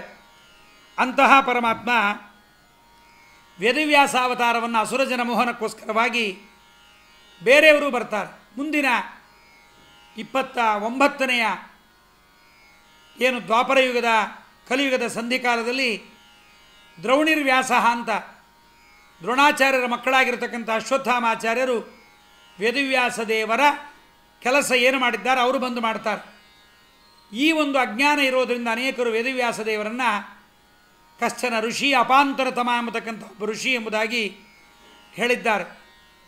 ಅದಕ್ಕೆ ಆಚಾರ್ಯರು ಮಹಾಭಾರತ ತಾತ್ಪರ್ಯದಲ್ಲಿ ಸಜ್ಜನರಿಗೆ ವೇದವ್ಯಾಸ ದೇವರ ಅವತಾರದ ಬಗ್ಗೆ, ಅವರ ಕರ್ಮಗಳ ಬಗ್ಗೆ, ಅವರು ಮಾಡಿದ ಗ್ರಂಥಗಳ ಬಗ್ಗೆ, ಅವರು ಯಾರು ಎನ್ನುವುದ ಅದರ ಬಗ್ಗೆ ನಿರ್ದಿಷ್ಟವಾದ ಜ್ಞಾನವನ್ನು ಮಾಡಿಕೊಡಲಿಕ್ಕೆ ಈ ಕೆಲಸವನ್ನು ಮಾಡಿದ್ದಾರೆ.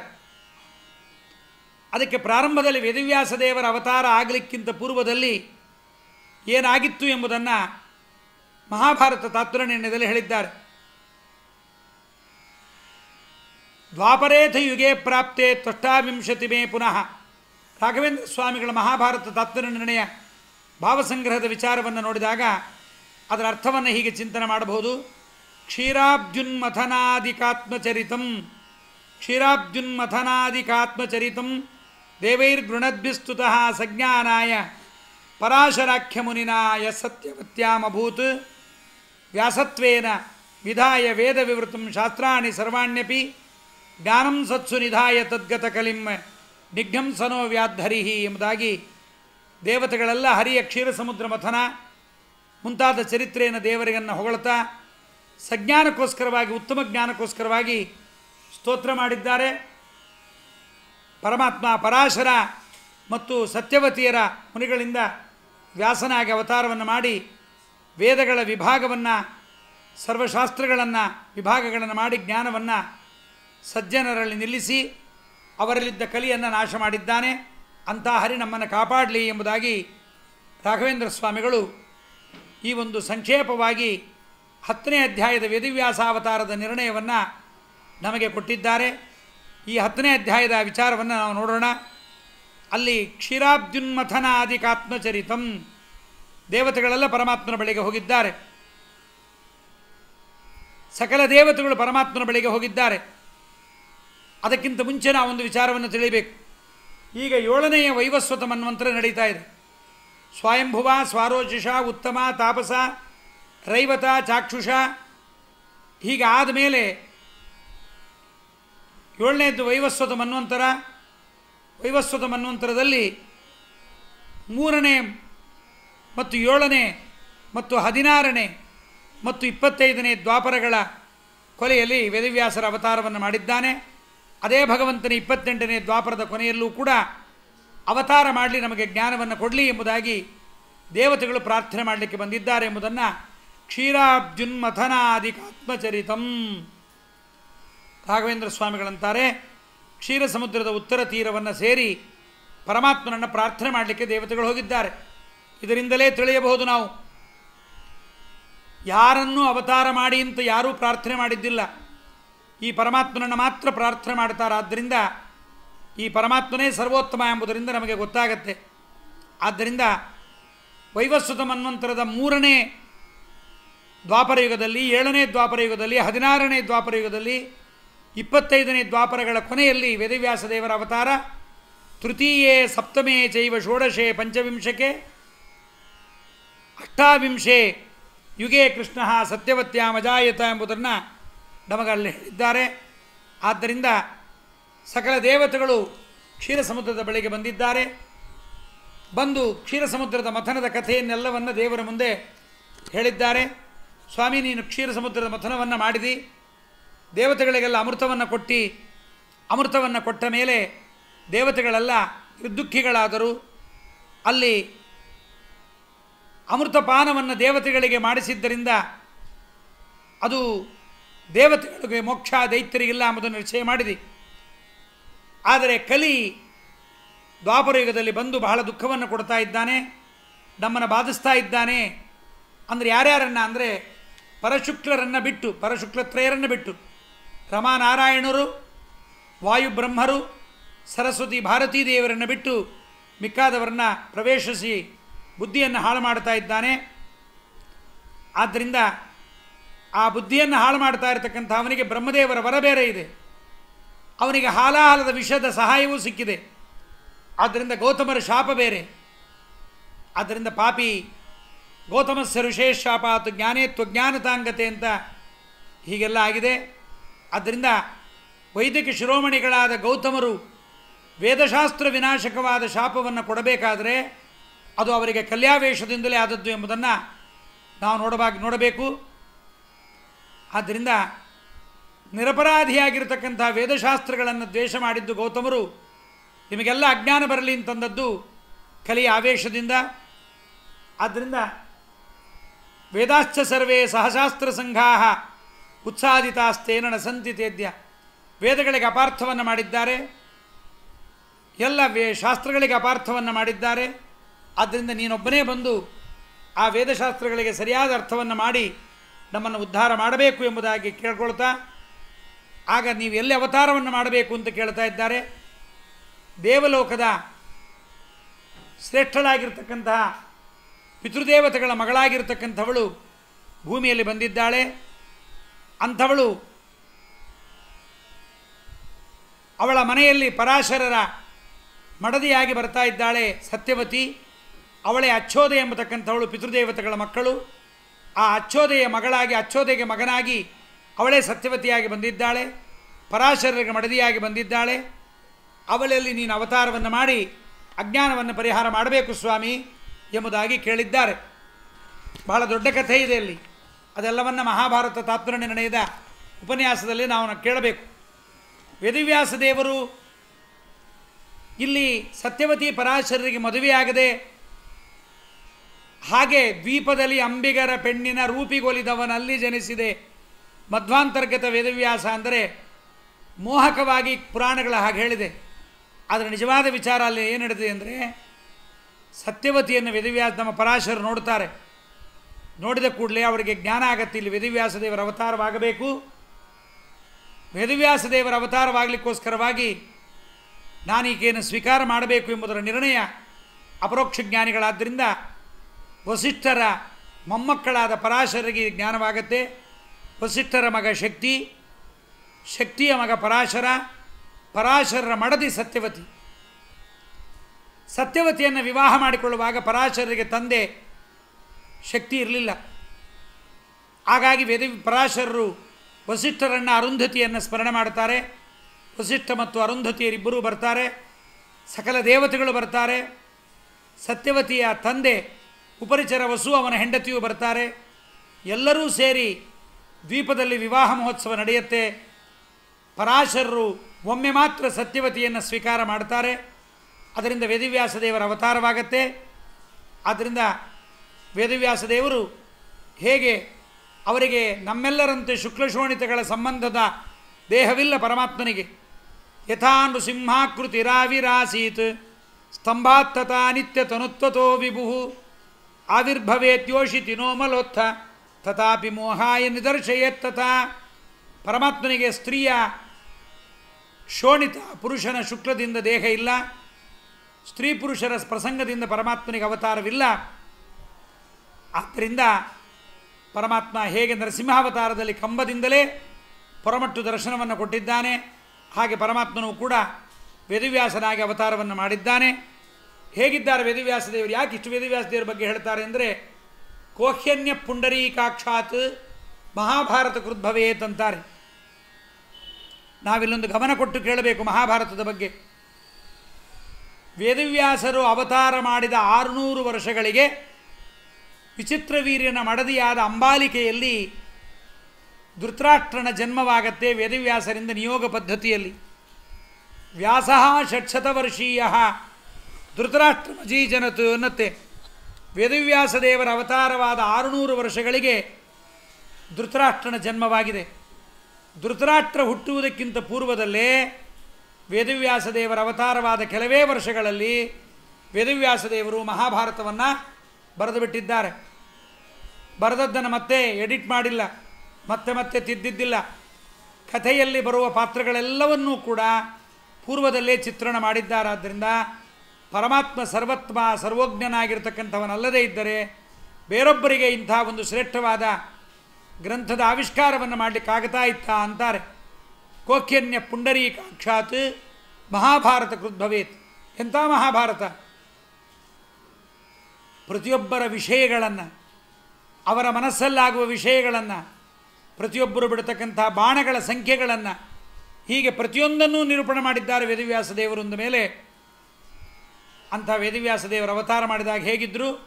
ವೇದಪೀಠ ವಿರಂಚಿ ಭವಶಕ್ರಾದಿ ಸುರವಿಜ್ಞಾನದಾಯಕ ಮೋದ ಚಿನ್ಮಯ ಗಾತ್ರ ಲೋಕ ಪವಿತ್ರ ಸುಚರಿತ್ರ ಛೇದಭೇದ ವಿಷಾದ ಕುಟಿಲಾಂತಾದಿ ಮಧ್ಯ ವಿದೂರ ಆದಾನಾದಿ ಕಾರಣ ಬಾದರಾಯಣ ಪಾಹಿ ಸತ್ರಾಣ ಶುಭಮರಕತ ವರ್ಣ ರಕ್ತಪಾದಾಬ್ಜನೇತ್ರಾಧರಕರ ನಖರಸನಾಗ್ರ ಚಕ್ರಶಂಕಾಬ್ಜರೇಖ ರವಿಕರವರಗೌರಂ ಚರ್ಮಚೈಣಂ ವಸಾನಃ ತಡಿದಮಲಜರಾ ಸಂದೀಪ್ತಚೂಡಂ ದಧಾನಃ. ಶುದ್ಧವಾದ ಇಂದ್ರನೀಲ ಮಣಿಯಂತೆ ಮೇಘಶ್ಯಾಮ ವರ್ಣದವರು, ಕೆಂಪು ಬಣ್ಣದ ಪಾದಕಮಲ, ಕಣ್ಣು, ತುಟಿ, ಅಂಗೈ, ಉಗುರು, ನಾಲಿಗೆ ಇವೆಲ್ಲ ಕೆಂಪಾಗಿರ್ತಕ್ಕಂಥವರು. ಅಂಗೈ ಅಂಗಾಲುಗಳಲ್ಲಿ ಚಕ್ರಶಂಖ ಕಮಲಗಳ ರೇಖೆ ಇರತಕ್ಕಂಥದ್ದು. ಒಳ್ಳೆಯ ಸೂರ್ಯಕಿರಣದಂತೆ ಶುಭ್ರವಾದ ಜಿಂಕೆಯ ಚರ್ಮವನ್ನು ಹುಟ್ಟಿದ್ದಾರೆ. ಮಿಂಚಿನಂತೆ ನಿರ್ಮಲವಾದ ಜಡೆಯಿಂದ ಶೋಭಾಯಮಾನರಾಗಿದ್ದಾರೆ. ಅಂತಹ ವೇದವ್ಯಾಸ ದೇವರು ಎಂಬುದಾಗಿ ಹೇಳಿದ್ದಾರೆ. ಅಂತಹ ವೇದವ್ಯಾಸ ದೇವರು ತಾವು ಅವತಾರ ಮಾಡಿದಾಗ ತಾವು ಸರ್ವೋತ್ತಮ ಎಂಬುದನ್ನು ತೋರಿಸಿಕೊಳ್ಳಿಕ್ಕೆ ಕ್ರಿಮಿಯಿಂದ ರಾಜ್ಯವಾಳಿಸಿದೆ ಜಗತ್ಸ್ವಾಮಿಚರ್ಯವ ನೀ ತೋರಿಸಿದೆ ಅಂತಾರೆ ನಮ್ಮ ವಾದಿರಾಜ ಗುರು ಸಾರ್ವಭೌಮರು. ಆ ಒಬ್ಬ ರಾಜ, ಹಿಂದಿನ ಜನ್ಮದ ರಾಜ, ಭಂಡಿಯ ಚಕ್ಕಡಿಯ ಕೆಳಗೆ ಬಿದ್ದು ಬಿಡ್ತೀನಿ ಅಂತ ಚಕ್ಕಡಿಯ ಚಕ್ರದ ಕೆಳಗೆ ಬರ್ತಾ ಇದ್ದಾಗ ಅವನನ್ನು ಎತ್ತಿ ನಿನ್ನನ್ನು ರಾಜನನ್ನಾಗಿ ಮಾಡ್ತೀನಿ, ಈ ದೇಹವನ್ನು ಬಿಡು ಅಂತಾರೆ. ಅವನಂತಾನೆ ನನಗೆ ಈ ದೇಹದಲ್ಲೇ ಆಗಬೇಕು ಅಂತಾರೆ. ಆ ದೇಹದಲ್ಲೇ ವೇದವ್ಯಾಸ ದೇವರವನನ್ನು ರಾಜನನ್ನಾಗಿ ಮಾಡಿ ಎಲ್ಲರೂ ಕಪ್ಪ ಕಾಣಿಕೆ ತಂದು ಕೊಡುವಂತೆ ಮಾಡ್ತಾರೆ. ಪರಮಾತ್ಮನ ಅವತಾರವಾದ್ದರಿಂದ ವೇದವ್ಯಾಸ ದೇವರು ಅವರು ಮಾಡಿದ್ದೆಲ್ಲ ಸರ್ವಶ್ರೇಷ್ಠ, ಅವರು ಮಾಡಿದ್ದನ್ನು ಎಲ್ಲರೂ ಒಪ್ಪಬೇಕು. ಹಾಗಾದ್ದರಿಂದ ಸಮಸ್ತ ಶಾಸ್ತ್ರಾರ್ಥ ನಿದರ್ಶನಾತ್ಮಕಂ ಚಕ್ರೇ ಮಹಾಭಾರತ ನಾಮಧೇಯಂ, ಬ್ರಹ್ಮಸೂತ್ರಗಳನ್ನು, ಮಹಾಭಾರತದ 18 ಪರ್ವಗಳನ್ನು, ಪರಮಾದ್ಭುತವಾದ ಭಗವದ್ಗೀತೆಯನ್ನು, ವಿಷ್ಣು ಸಹಸ್ರನಾಮವನ್ನು, ಅದರ ಜೊತೆಗೆ ಭಾಗವತವನ್ನು, ಅದರ ಜೊತೆಗೆ ಶ್ರೇಷ್ಠವಾದ 18 ಪುರಾಣಗಳನ್ನು ಚಕ್ರೇ ಮಹಾಭಾರತ ನಾಮಧೇಯಂ ವೇದೋತ್ತಮಂ ತಚ್ಚ ವಿಧಾತೃಶಂಕರ ಪ್ರಧಾನಕೈ ತನ್ಮುಖತಃ ಸುರೈ ಶ್ರುತಂ. ಸಕಲ ಶಾಸ್ತ್ರಾರ್ಥಗಳಿಗೆ ನಿದರ್ಶನ ರೂಪವಾದ ವೇದಕ್ಕಿಂತಲೂ ಉತ್ತಮವಾಗಿರತಕ್ಕಂಥ ಮಹಾಭಾರತ ಎಂಬತಕ್ಕಂಥ ಗ್ರಂಥವನ್ನು ವೇದವ್ಯಾಸ ದೇವರು ರಚನೆ ಮಾಡಿದ್ದಾರೆ. ಅದನ್ನೆಲ್ಲವನ್ನು ವೇದವ್ಯಾಸ ದೇವರ ಮುಖದಿಂದಲೇ ಬ್ರಹ್ಮಾದಿ ದೇವತೆಗಳೆಲ್ಲರೂ ಕೂಡ ಶ್ರವಣವನ್ನು ಮಾಡ್ತಕ್ಕಂಥವರಾಗಿದ್ದಾರೆ. ಶೇಷ, ಪೈಲ ಇವರೆಲ್ಲ ವೇದವ್ಯಾಸ ದೇವರ ಅನುಗ್ರಹಕ್ಕೋಸ್ಕರವಾಗಿ ಋಷಿಗಳಲ್ಲಿ ಆವಿಷ್ಟರಾಗಿ ಬಂದು ವೇದವ್ಯಾಸ ದೇವರಿಂದ ಪರಮಶ್ರೇಷ್ಠವಾದ ಜ್ಞಾನವನ್ನು ಸಂಪಾದನೆಯನ್ನು ಮಾಡತಕ್ಕಂಥವರಾಗಿದ್ದಾರೆ. ಶುಕ, ಸಾಕ್ಷಾತ್ ರುದ್ರದೇವರು ಶುಕಾವತಾರಿಗಳಾಗಿ ಅವತಾರ ಮಾಡಿದ್ದ ಕಥೆಯನ್ನು ಕೂಡ ತಮ್ಮ ರೋಮಹರ್ಷಣದಿಂದ, ತಮ್ಮ ರೋಮದಿಂದ ರೋಮಹರ್ಷಣ ಎಂಬತಕ್ಕಂಥವನನ್ನು ಕೂಡ ತಾವು ಪಡೆದಿದ್ದ ಕಥೆಯನ್ನು ವೇದವ್ಯಾಸ ದೇವರು ಮಾಡಿದ್ದನ್ನು ನಾವು ತೋರಿಸ್ಕೊಡ್ತಕ್ಕಂಥವರಾಗಿದ್ದೇವೆ. ಇಂಥ ವೇದವ್ಯಾಸ ದೇವರ ಅವತಾರದ ಕಥೆಯನ್ನು ಒಳಗೊಂಡು ಈ ಒಂದು ಅಧ್ಯಾಯ ಮುಗಿಯುತ್ತೆ. ಅಂಥ ವೇದವ್ಯಾಸ ದೇವರು ಭಾರತವನ್ನು ಎಲ್ಲವನ್ನು ಬರೆದಿದ್ದಾರಾದ್ದರಿಂದ ಅಂಥ ಶ್ರೇಷ್ಠವಾದದ್ದು ಎಂಬುದನ್ನು ಹೇಳ್ತಾ 11ನೇ ಅಧ್ಯಾಯದ ಕಥೆಯನ್ನು ರಾಘವೇಂದ್ರ ಸ್ವಾಮಿಗಳು 32 ಶ್ಲೋಕ ನೋಡ್ರಿ, ರಾಯರು ಬರೆದಿದ್ದೇನೋ 32 ಶ್ಲೋಕ, ಆದರೆ ಆನಂದತೀರ್ಥ ಭಗವತ್ಪಾದರು ಬರೆದದ್ದು 5400ಕ್ಕೂ ಮಿಕ್ಕ ಶ್ಲೋಕಗಳು ಮಹಾಭಾರತ ತಾತ್ಪರ್ಯ ನಿರ್ಣಯ. ಅದನ್ನು ಸಂಗ್ರಹವನ್ನು ಅಷ್ಟು ದೊಡ್ಡ ವಿಸ್ತಾರವಾದದ್ದನ್ನು ಹೇಳಬೇಕು ಅಂದರೆ ಸ್ವಲ್ಪ ಓಡಿಸಲೇಬೇಕಾಗತ್ತೆ. ಅತಿ ವೇಗವಾಗಿ ಹೋದಾಗ ಮಾತ್ರ ನಾವು ಆ ನಿರ್ಣಯದ ಭಾವವನ್ನು ರಾಯರು ಸಂಗ್ರಹ ಮಾಡಿದ್ದನ್ನು ತಿಳಿಯಲಿಕ್ಕಾಗತ್ತೆ. ಮುಂದೆ ಮಹಾಭಾರತದ ಕಥಾ ಪ್ರವೇಶವನ್ನು ಮಾಡಲಿಕ್ಕೆ ನಮ್ಮ ವೇದವ್ಯಾಸ ದೇವರು ನಮ್ಮ ವೇದವ್ಯಾಸ ದೇವರು ಅಂಶಾವತಾರ ನಿರ್ಣಯ ಎಂಬತಕ್ಕಂಥದ್ದನ್ನೊಂದು ಮಾಡಿದ್ದಾರೆ. ಅಂಶಾವತಾರಗಳ ಬಗ್ಗೆ ಒಂದು ಪರ್ವವನ್ನು ಬರೆದಿದ್ದಾರೆ. ಅದೇ ಹೆಸರನ್ನೇ ನಮ್ಮ ಆನಂದ ತೀರ್ಥರು ಇಟ್ಟು ಅಂಶಾವತರಣ ಅಂತ 11ನೇ ಅಧ್ಯಾಯವನ್ನು ಬರೆದಿದ್ದಾರೆ. ಅದರ ಸಂಗ್ರಹವನ್ನು ರಾಘವೇಂದ್ರ ಸ್ವಾಮಿಗಳು ತಮ್ಮ ಭಾವಸಂಗ್ರಹದ 11ನೇ ಶ್ಲೋಕವನ್ನಾಗಿ ಮಾಡಿ ಭೂಪಾಯತ್ರ ಪುರೂರವ ಪ್ರಭೃತಯ ಜಾತಾವಿಧೋರನ್ವಯೇ ಯದ್ವಾದ್ಯಾ ಭರತಾದಯ ಕುರುಮುಖಾ ಭೀಷ್ಮಾಂಬಿಕೆಯಾದಯ ಭೂಭಾರಕ್ಷಯಕಾಂಕ್ಷಿಭಿಃ ಸುರವರೈಃ ಅಭ್ಯರ್ಥಿತ ಶ್ರೀಪತಿ ತತ್ರಾವಿರ್ಭವಿತುಂ ಸಮಂ ಸುರವರೈಃ ಇಚ್ಛನ್ ಹರಿಪಾತು ಮಾಂ. ಚಂದ್ರವಂಶದಲ್ಲಿ ಶಶಾಂಕಪುತ್ರಾದಭವತ್ಪುರೂರವಾಹ ತಸ್ಯಾಯುರಾಯೋರ್ನಹುಷೋ ಯಯಾತಿ ತಸ್ಯಾಸ ಪತ್ನಿ ಯುಗನಂ ಸುತಾಶ್ಚ ಪಂಚಾಭವನ್ ವಿಷ್ಣುಪದೈಕ ಭಕ್ತಾಹ ಎಂಬುದಾಗಿ ಚಂದ್ರವಂಶದ ಕಥೆಯನ್ನು ನಿರೂಪಣೆ ಮಾಡಲಿಕ್ಕೆ ಹೊರಡ್ತಾ ಇದ್ದಾರೆ. ಕೃಷ್ಣ ಕಥಾವತರನ್ನು ಹೇಳಲಿಕ್ಕೆ ಚಂದ್ರವಂಶ ಅವಶ್ಯವಾಗಿ ಬೇಕು. ಚಂದ್ರವಂಶದಲ್ಲಿ ಯಾರ್ಯಾರು ಬಂದಿದ್ದಾರೆ ಎಂಬುದನ್ನು ಸಂಕ್ಷೇಪವಾಗಿ ಹೇಳಬೇಕಾಗಿದೆ. ಯಾಕೆಂದರೆ ಭಾಗವತದಲ್ಲಿ ಮೂಲ ಮಹಾಭಾರತದಲ್ಲೂ ಕೂಡ ಇದರ ವಿಸ್ತಾರವಾದ ಕಥೆ ಬಂದಿದೆ. ಆದ್ದರಿಂದ ಇದನ್ನು ಆನಂದ ತೀರ್ಥ ಭಗವತ್ಪಾದರು ಬಹಳ ಸಂಕ್ಷೇಪವಾಗಿ ದೇವತೆಗಳ ಅವತಾರದ ಉದ್ದೇಶ, ಪರಮಾತ್ಮನ ಅವತಾರದ ಉದ್ದೇಶ ಇವನ್ನೆಲ್ಲವನ್ನು ಕೂಡ ಹೇಳ್ತಾ ಇದ್ದಾರೆ. ಕೃಷ್ಣನ ಪಾಂಡವರ ಕಥೆ ಚಂದ್ರವಂಶದಲ್ಲೇ ಬಂದಿದೆ. ಆದ್ದರಿಂದ ಆ ಕಥೆಯನ್ನು ಹೇಳ್ತಾ ಇದ್ದಾರೆ. ಭೂಪಾಯತ್ರ ಪುರೂರವ ಪ್ರಭೃತಯ ಜಾತಾ ವಿಧೋರನ್ವಯೇ ಭೀಷ್ಮಾಂಬಿಕೆಯಾದಯ ಎಂಬುವ ತನಕ ಅವತಾರದ ಕಥೆಯನ್ನು ರಾಯರು ಸಂಗ್ರಹ ಮಾಡ್ತಾ ಇದ್ದಾರೆ. ಚಂದ್ರವಂಶದ ವರ್ಣನೆಯನ್ನು ಮಾಡ್ತಾ ಪರಮಾತ್ಮ ಶ್ರೀಮನ್ನಾರಾಯಣ, ನಾರಾಯಣನ ಮಗನಾಗಿ ಬ್ರಹ್ಮದೇವರು, ಬ್ರಹ್ಮದೇವರ ಕಣ್ಣಿನಿಂದ ಅತ್ರಿ, ಅತ್ರಿಯ ಮಗನಾಗಿ ಚಂದ್ರ. ಇದೇನಿದು ಅತ್ರಿಯ ಮಗನಾಗಿ ಚಂದ್ರ ಅಂತ ಹೇಳ್ತಿರಲ್ಲ, ದೇವರ ಕಣ್ಣಿನಿಂದ ದೇವರ ಮನಸ್ಸಿನಿಂದ ಚಂದ್ರಮ ಮನಸೋ ಜಾತ ಅಂತ ಹೇಳಿದ್ದಿರಲ್ವ. ದೇವತೆಗಳು ಬಹಳ ಬಾರಿ ಹುಟ್ಟುತ್ತಾರೆ. ದೊಡ್ಡ ದೊಡ್ಡವರಿಂದ ಅವತಾರವನ್ನು ಮಾಡಿದರೆ ಹೆಚ್ಚು ಪ್ರಯೋಜನ ಅಂತ ಅವತಾರವನ್ನು ಮಾಡ್ತಾರೆ.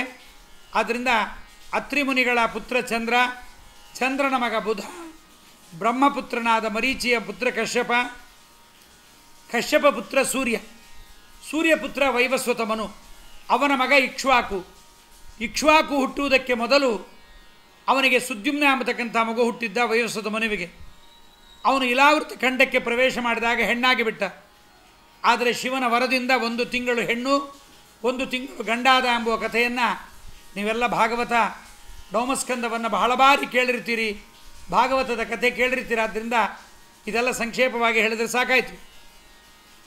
ಅವನು ಹೆಣ್ಣಾಗಿದ್ದಾಗ ಅವನನ್ನು ಚಂದ್ರನ ಮಗ ಬುಧ ಮದುವೆಯಾಗುತ್ತಾನೆ. ಆ ಬುಧನ ಮತ್ತು ಅವನ ಹೆಸರು ಇಲ ಅಂತ. ಯಾವುದು? ಸುದ್ಯುಮ್ನನ ಹೆಸರು ಹೆಣ್ಣಾದಾಗ. ಅವರಿಬ್ಬರಿಂದ ಹುಟ್ಟಿದವನೇ ಪುರೂರವ. ಅವನು ಗಂಡಾಗಿದ್ದಾಗ ಹುಟ್ಟಿದವನೇ ಸೂರ್ಯವಂಶ ಮುಂದುವರಿಯುತ್ತೆ. ಹೀಗೆ ಎರಡೂ ವಂಶ ವೈವಸ್ವತ ಮನುವಿನ ಸಮಕಾಲೀನವಾಗಿತ್ತು.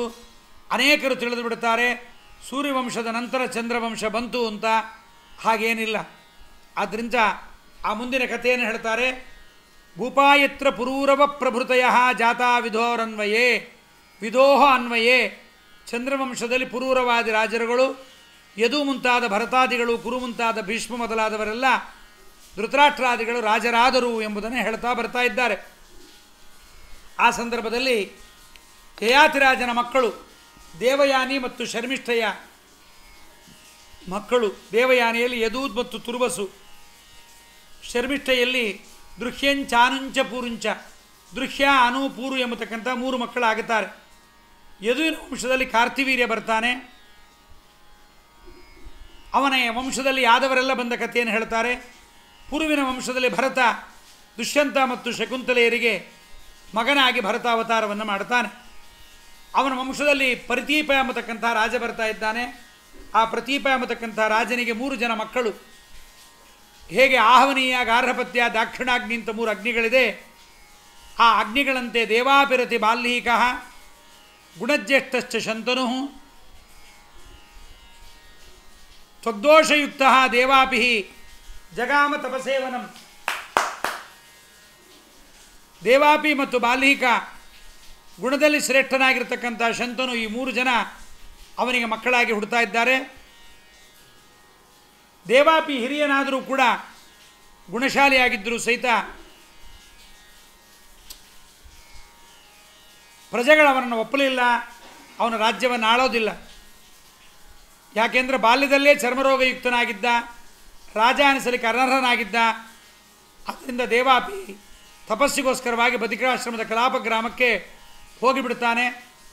ಶಂತನು ಕನಿಷ್ಠನಾದರೂ ಕೂಡ ಗುಣದಿಂದ ಶ್ರೇಷ್ಠನಾಗಿದ್ದ. ಅವನು ವರ್ಣನ ಅವತಾರ. ಅವನು ತನ್ನ ಪ್ರತೀಪರಾಜನ ವಂಶವನ್ನು ಮುಂದುವರಿಸ್ತಾನೆ. ದೇವಾಪಿ ಪರಮಾತ್ಮನ ಪ್ರಸಾದದಿಂದ ಕೃತಯುಗದಲ್ಲಿ ರಾಜನಾಗುತ್ತಾನೆ. ಬಾಲ್ಮೀಕ ನಮ್ಮ ವಾಯುದೇವರ ಆವೇಶಕ್ಕೊಳಗಾದ ಪ್ರಹ್ಲಾದನ ಅವತಾರಿಯಾಗಿರ್ತಕ್ಕಂಥವನು ಪುತ್ರಿಕಾ ಪುತ್ರತಾಂ ಯಾತಃ ಬಾಲ್ಮೀಕ ರಾಜಸತ್ತಮಃ.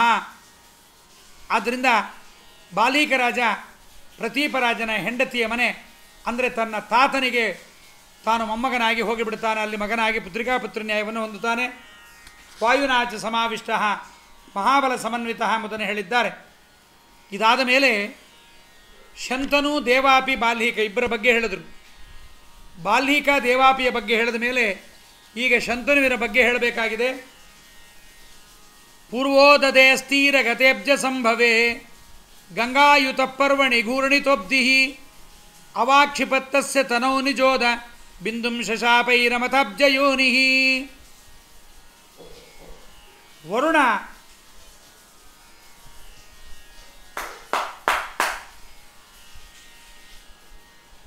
ಒಂದು ಹುಣ್ಣಿಮೆಯ ದಿವಸ ಚತುರ್ಮುಖ ಬ್ರಹ್ಮ ಮತ್ತು ಪೂರ್ವ ಸಮುದ್ರದ ತೀರದಲ್ಲಿ ನೀರು ಬಿಟ್ಟು ಹೋಗಿದ್ದಾರೆ. ಗಂಗಾ ಸಹಿತನಾಗಿರ್ತಕ್ಕಂಥ ಸಮುದ್ರ ರಾಜ ಉಕ್ಕೇರ್ತಾ ಇದ್ದಾನೆ.